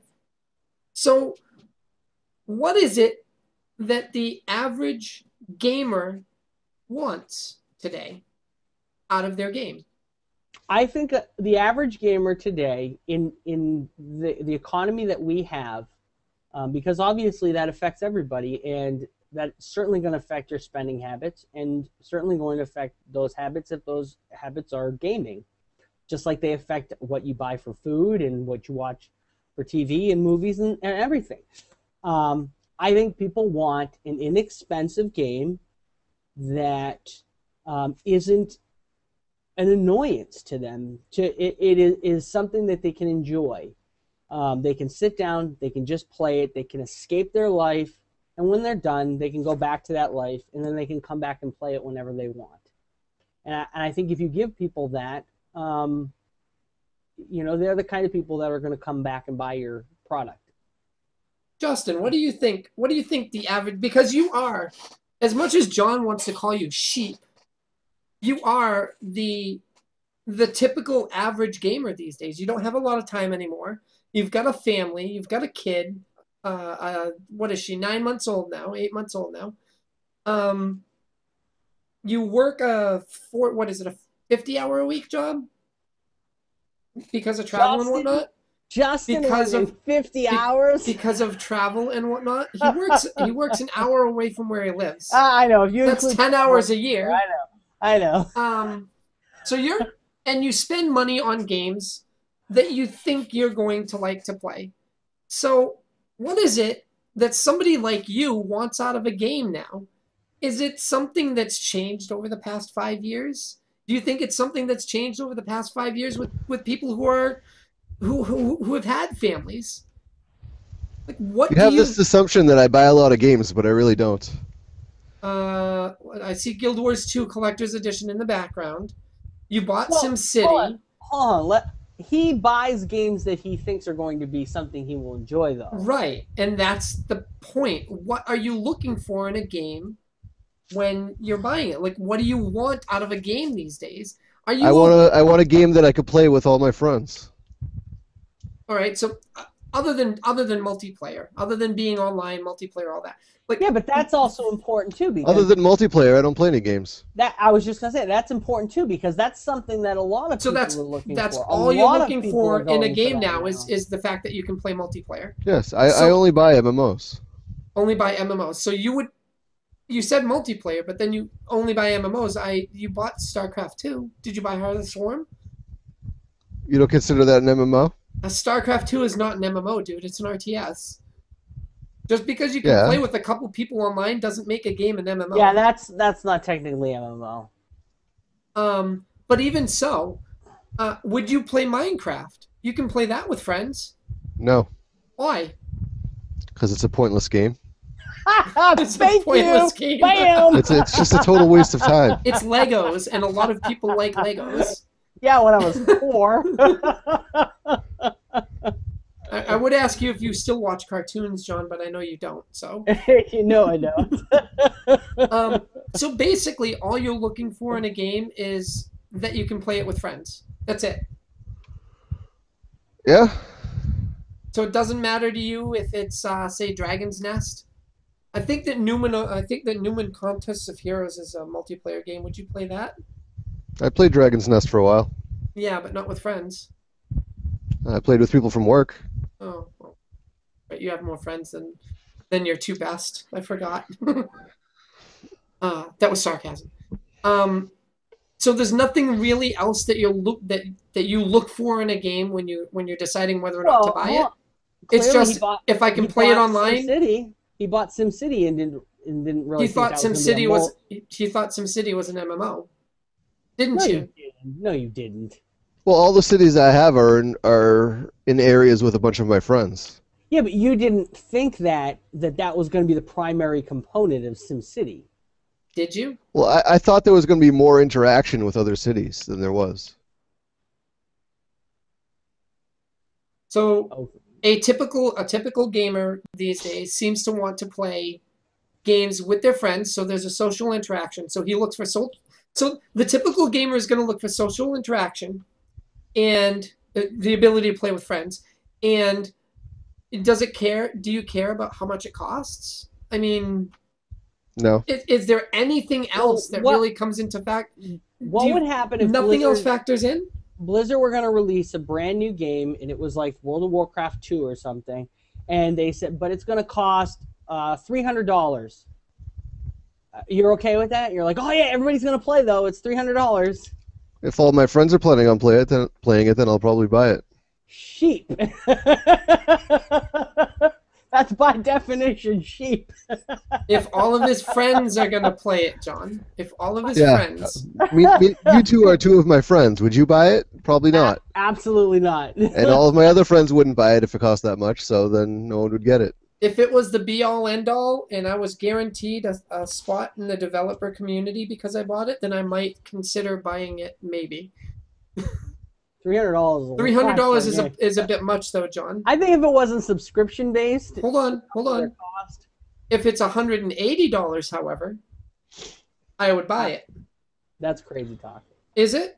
Justin, what's that Guild Wars thing on the back on your Oh, I on know. your desk back there? I know he wasted money on. How much did that cost? That was $179.99. It was something like that. Yeah, I bought it too. And it's not subscription based, and I would definitely play it again. Oh, here comes another one. I haven't even opened that. I still have it cased. It's still sealed. I'm planning on selling it in a couple of years.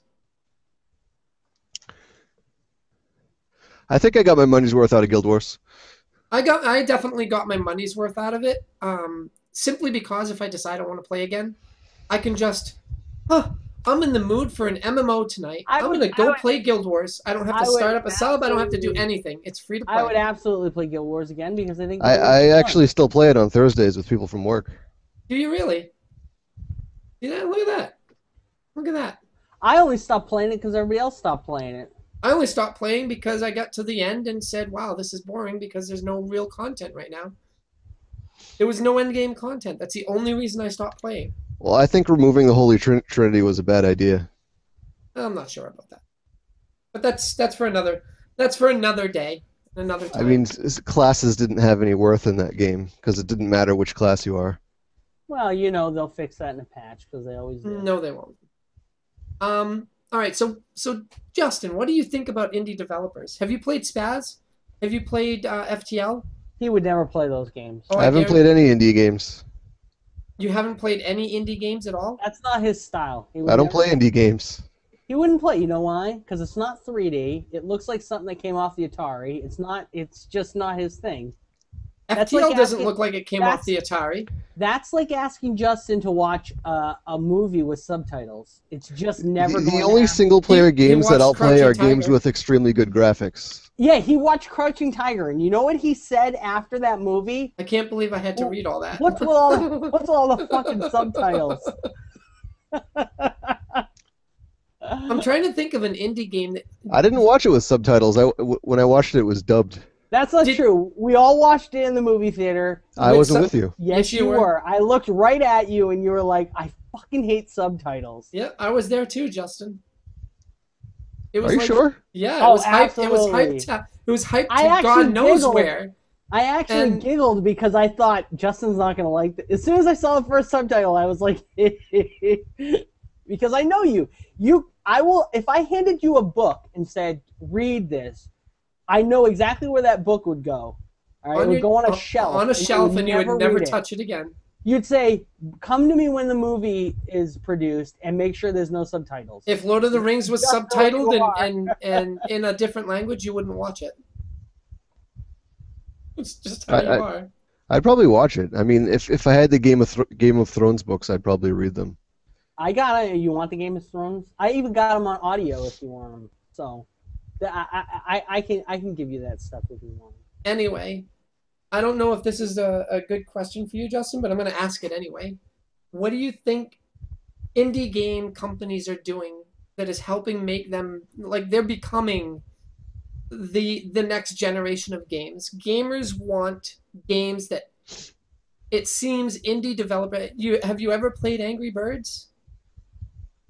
On my iPhone. Oh, yeah, that's an indie game, Justin. It's an indie game. Obviously, they're doing something right where they've got, what is it, 30 million, 40 million players right now? Like, what do you think big game companies could take from these indie developers to help make games better for everybody involved? I'm making you think, I'm sorry. He's like, it's 1:30 in the morning. I want to play Neverwinter. Oh, jeez. What do you think, John? It's like you're comparing apples to oranges. How am I? No, I'm not comparing apples to oranges. I'm comparing games to games. They're marketed towards totally different people. No, they're not. They're marketed towards gamers. One of your viewers said cheap games. Cheap games. So, we already went over that. Right, and I think in an economy like this, games need to be inexpensive. I think when people are having difficulty deciding between paying their rent and buying food, gaming is really not something that is all important. And in knowing that, they should care less about things like piracy because they know that people are still going to need that escape. People like that should definitely understand that if you make something cheap enough, people are going to buy it. Do you think that games like The Witcher and The Witcher 2, games that are currently available on GOG, and The Witcher 3 is going to be released exclusively on GOG, from what I understand, at least for for the first bit of it. If you buy it on GOG, you'll be able to put the key into Steam and download it there or whatever. Do you think that game companies like CD Projekt Red have something valuable that big game development companies like Blizzard and BioWare and Bethesda could basically pull from? I mean, do you think they should pull from game development companies like CD Projekt Red or indie developers, in that they're doing something where customers are very pleased and are likely to continue purchasing products from them? Or do you think that these big game development companies should keep trudging along doing the same old shit and, eventually, potentially going and belly up because they're not catering to what they should be catering to? Loaded question, I know. he just doesn't like thinking. Oh, are you asking me I'm specifically? asking either one of you. It doesn't really matter. Oh, I assumed you were talking. Do you think that indie developers and game development companies like CD Projekt Red or Robert Space Industries, which is the game headed by the guy who created X-Wing or X-Wing Commander or whatever, and he's actually his own development company. It's an indie development company. It's not a big name. They're doing things specifically targeted for the customers, for the people that are going to be playing their games, as opposed to trying to target a game to the masses and losing X, Y, and Z because of it. Do you think that these big game development companies should continue targeting everybody that they can possibly target, or should they start focusing on the customers they know they're going to get? Well, a lot of companies feel, I mean, it's the initial sales that they care about. So people that don't like it are going to buy it anyway and then figure out they don't like it. All right, so let me So be they a get little their more money. clear. Do you think that these game development companies should stop thinking about initial sales and start thinking more about long term? Or do you think that the initial sales model is working well enough for them that they don't have to worry about looking at long term? Games like EA. It depends on the kind of game you're going to release. If you're going to be a company like EA that has to pump out their games, then yeah, they're not thinking long term. They're thinking about, well, every 6 months they have the next one out. What is my game worth to me now? If you're going to be an indie game company, I think you have to think long term, because it's the only way you're going to build a fan base. Okay, and on that note, do you think that these small indie game development companies, these indie developers, do you think that they eventually will get to a point where they start looking at, okay, I want to, start thinking about instant gratification, the sales right now, and screw the long term because I'm at a point now where I can actually start thinking like that? Or should they continue, like when they get bigger and bigger and bigger, like Angry Birds, they get bigger and bigger and bigger? Do they continue saying long term, not, oh my God, we're in a position right now where we can just release this and get the money right now, and that'll that makes everybody happy? Well, I think that's kind of the pessimist view, that kind of thing is going to change. That's like money corrupts, so if you make enough money, you're just going to get corrupted. And I don't think that's necessarily true. I think it's true of a lot of people. I'm sure it's true of a lot of corporations, but it's not true of everybody, and it won't affect everybody that way. And obviously not every company is going to be like that, and like not every person is going to be like that. But obviously, I would hope that no one would want to be like that, because I think we can all agree that that's. Well, you're hoping against hope there, because EA is obviously wanting to be like that. Yeah, but remember, my opinion of EA is already that they are shit. Okay, and that opinion is not going to change unless they do something a whole lot different than what they're doing now. And it's going to have to start with an apology. And that's never going to happen. The day that happens, all right, I'm gonna expect that the sky's gonna fall, or I'm gonna look outside and the entire world's gonna be frozen over, because corporations like that, they never apologize for things that they do. What was the last company you knew of that didn't apologize and is still around? Enron apologized. Napster apologized.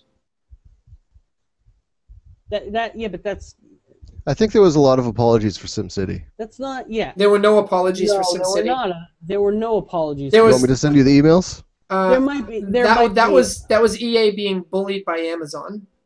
Yeah, that isn't. That wasn't an apology. Would have been, hey, I spent millions making commercials.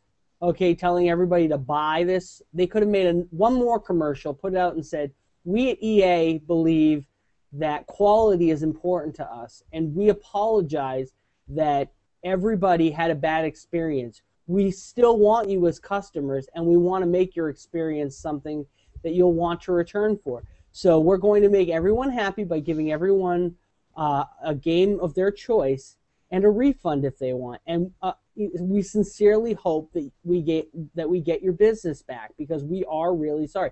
That would have been an apology. All right. That probably is what they said in their emails. But of course they didn't mean it because it took Amazon bullying them to get them to do it. And that's the difference. Their initial response was "fuck you." Their initial response to that was not "we're sorry." It was "haha, we got your money." That's what their initial was. I actually read several posts from people who had emailed them initially saying, "I don't want this. It's full. The DRM is horrible," and they said, "We got your money." You know, it was like, what are you going to do about it? We're not going to fix this. They were forced to fix their problem. They wouldn't have done it. They don't care. If everybody stopped playing SimCity tomorrow, yes, it will affect them because they lost a lot of the money that they would have gained. But let's say they said absolutely no refunds, and Amazon said absolutely no refunds, and tomorrow they stop making they take down the SimCity servers. Well, they already have your money. So what did they lose out of that? They didn't lose anything. They lose future business, but they don't care about future business with this. They don't think like and that. That's part of what this whole and podcast was about. They make Maxis look really bad, and then no one buys a Maxis game again, and then EA drops Maxis and they go bankrupt. Hold on, they don't lose future business because people like Justin are the people that will forgive them. People like Justin have goldfish memory, although we now know that goldfish don't have goldfish memory.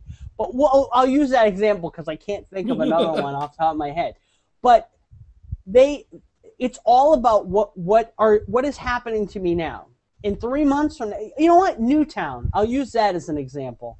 Newtown. Everybody was affected by the idea that somebody would walk into a school and kill a bunch of children. Everybody wanted gun legislation. Everybody wanted something done about this. And you know what Congress did? They said, you know what we're going to do? Nothing. We're not going to do anything for 3 months because in 3 months there'll be a bigger issue people will latch onto and everyone will forget about it. And that's exactly what happened. And the same thing will happen with Justin. If he gets soured to EA, now I'm different.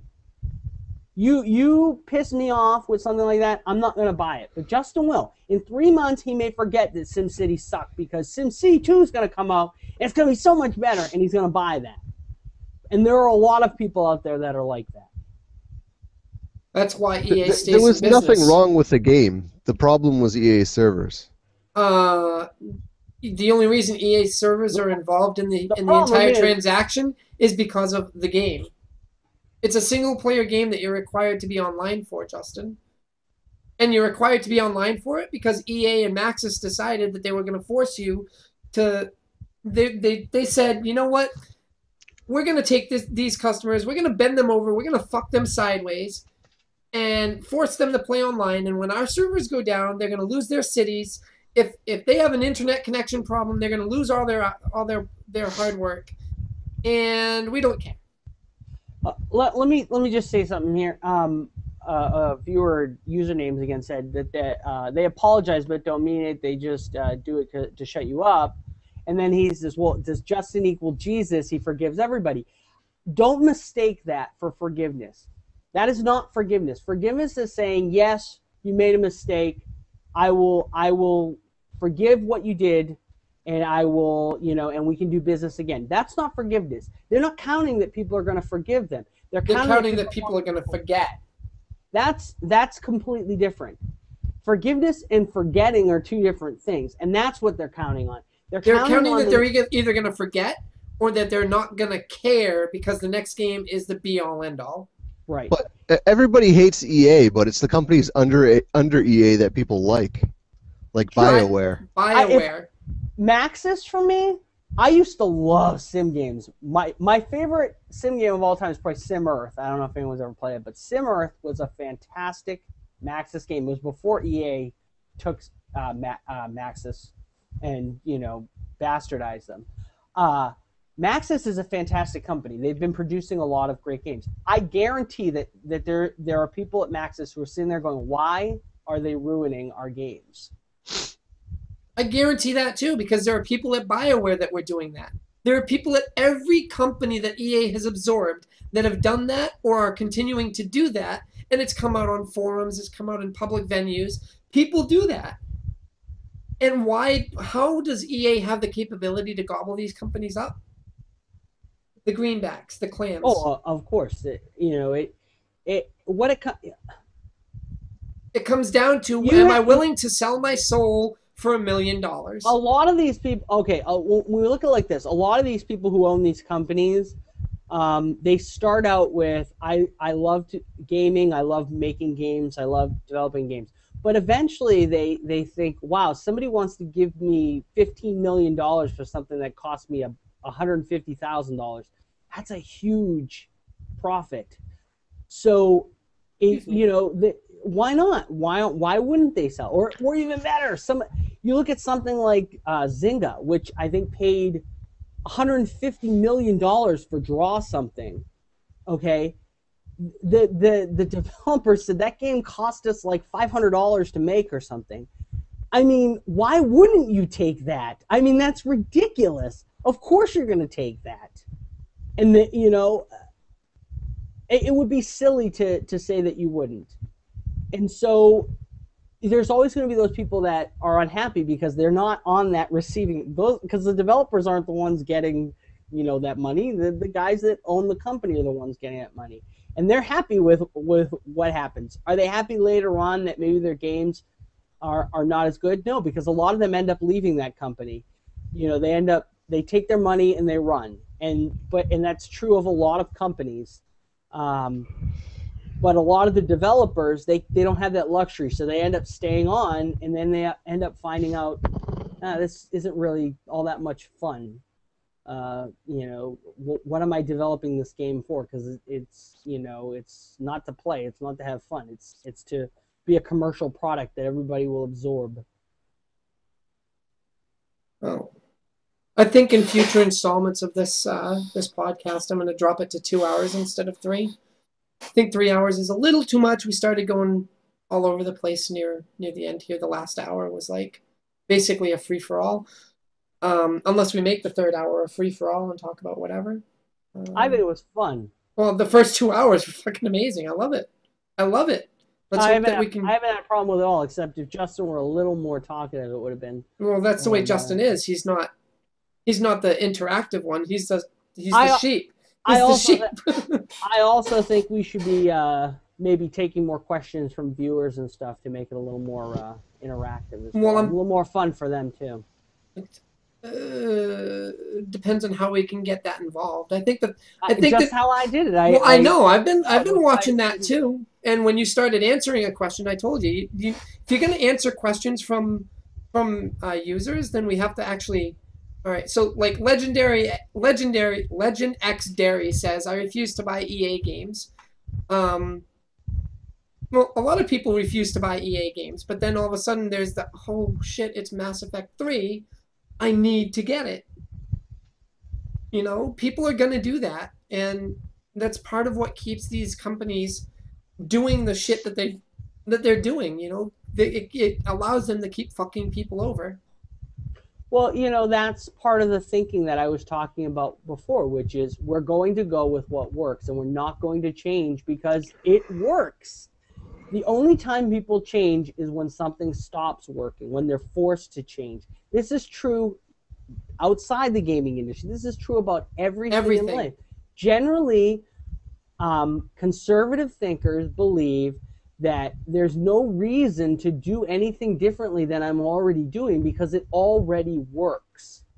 If it ain't broke, why fix it? Exactly. There you go. There's an idiom that's existed for a long time, and it serves a lot of people, which is, dude, don't fuck with that. It's working perfectly. But let's look at it like this. Sometimes people fuck with something and it gets a whole lot better. Sometimes it gets a whole lot worse. And they're always of the opinion that the chance of it getting better is not worth the chance of it getting worse. And so they're going to continue to pump out, what is generally shit most of the time. Gaming companies like EA produce a lot of games and maybe only 1 or 2 hits a year compared to what they actually release. But they're okay with that because overall they're just spamming everybody with, I've never seen that before. It's because we've been on for 2.5 hours. That was interesting. Oh, you got it too, huh? Yeah, I saw Justin do it right after I did. I was like, oh. I was waiting for yours. So yeah, they're just going to keep spamming people with this, and they don't really care if it's good because it works. Everybody buys it anyway. The only time it's going to affect their bottom line is when people stop buying this stuff, and then give them a reason. Because if suddenly everybody stopped buying their games, they're going to want to know why. And so they're going to do exactly what I said, which is actually go out and ask people, do that research and find out. And when they tell them why, then they're going to have to change their model. Because in this case, they don't have the option. They can't just say, I'm going to sue you because you won't buy my game. They don't have that choice. They have to change. They will be forced into a situation where either they go out of business or they adapt. Whereas other companies, obviously, they take a different route, which is we're not going to adapt. We're just going to try to fuck you over as much as possible because you have no choice. Here, and I'll use this as a prime example. In the gaming industry, there are multiple routes that any one person can take. If I don't like your game, I can get another game from someone else. But for example, in the music industry, it's all the same thing. It's all the same company. So a monopoly that like the RA has allows them to be able to put that kind of control in effect where they say, you know what, if you don't like the way it is, what are you going to do? And so, that's not really true in gaming. It could eventually be that way. It could eventually be that all these gaming companies decide to join together and just force feed people shit and not give them any kind of alternative. And then it will be up to the indie companies to be able to differentiate what is quality from quantity. I think they're already starting to do that. I think that's part of why indie games are starting to really pick it up. Cry of Fear is being lauded as the scariest game ever made. Faster Than Light, amazing. People, nothing but good reviews about that game. And it was developed by 2 people. Everything in that game was developed by 2 or 3 people. And it's a $10 game. 10 million. It looks like a version of Pitfall. It's freaking amazing. And the graphics are Pitfall from the Atari 2600. Spaz looks like a poor man's version of Eve. And it's freaking amazing. Well, I think gameplay obviously serves well in these situations. Gaming consoles, they had to have, their graphics were terrible. They were great for the time, but if you look back, you think, yeah, they're terrible. But even then, you felt like, wow, I wish this could be better. Everybody felt like that. So those games specifically had to rely on the fact that their gameplay was important. And so the indie companies are going to have to do the same thing. They can say, you know what, fuck graphics, because, everybody knows what a good game looks like, everybody knows what a bad game looks like. But everybody can agree on the same thing. Whether it looks bad or looks good, it better play well. Because we've all played games that looked fantastic and played like shit. And those are the games you don't go back to. Final Fantasy 14. Oh, did I say that out loud? Oh, sorry. Oh, where's Justin? What did he do? He took off again. I thought he was still here. Some people need to use the bathroom, you know. Oh, you are still here.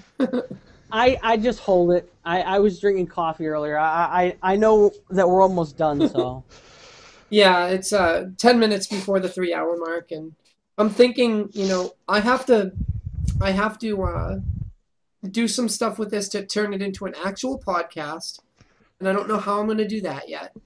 I have to take suggestions from the viewers to see what we can do and make it better. And then I have to determine whether or not I want to play some Neverwinter with you guys or go to bed because I have a cast at 1 o'clock in the afternoon tomorrow. I'm probably going to play some Neverwinter anyway. The 1 o'clock cast that I have is what the hell is it? It's viewer's choice, I believe it is tomorrow. So my schedule isn't going to change whether or not I play tonight. The concern is, am I going to fuck up and be late? So speaking of websites, so all of the links that were mentioned in the cast today, all of the titles that we spoke about and all of that, anything that we mentioned will be in a post when the podcast gets thrown on my website, Catreina.com. All of the links will be there for you to peruse. The links that John talked about posting in the chat, they'll all be available on the website. Obviously, links to my fantastic blog. To John's blog, for those of you who are interested in the awesomeness that is the Saucier blog, where he talks about primarily politically charged things from a, what are you, right wing? No, you're left wing. Yeah, severely left wing, radically left wing. Let's be clear. I don't steer toward any real topic.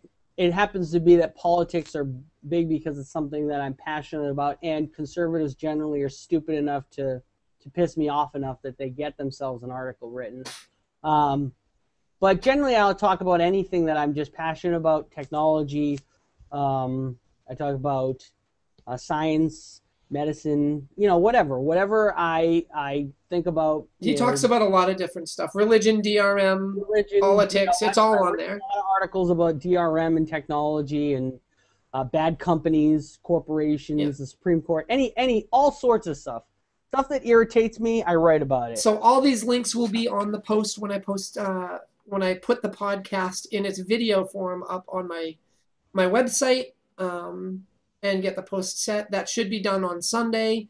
I will be doing all of these clips and whatnot on Sundays. So every Sunday you can go to Catreina.com and get anything that has happened in the prior week in post form on the website. So what is it? johnsaucier.blogspot.com? I'll post the link for it right now. So johnsaucier.blogspot.com for his blog. Catreina.com for my website. With it's still in process right now, so there's still a lot of stuff that's being put on the site. And Justin doesn't really have a website or anything right now, I guess. Anyway, so all of that will be up there, and thanks for tuning in. We will have another podcast every Friday night from 11 p.m. until 1 a.m. We'll do 2 hours instead of 3. So 11 p.m. to 1 a.m. Eastern Standard Time.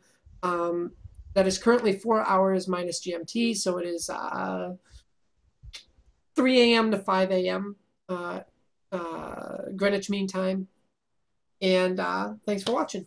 This has been the... What am I calling it? I forgot what I'm calling it. The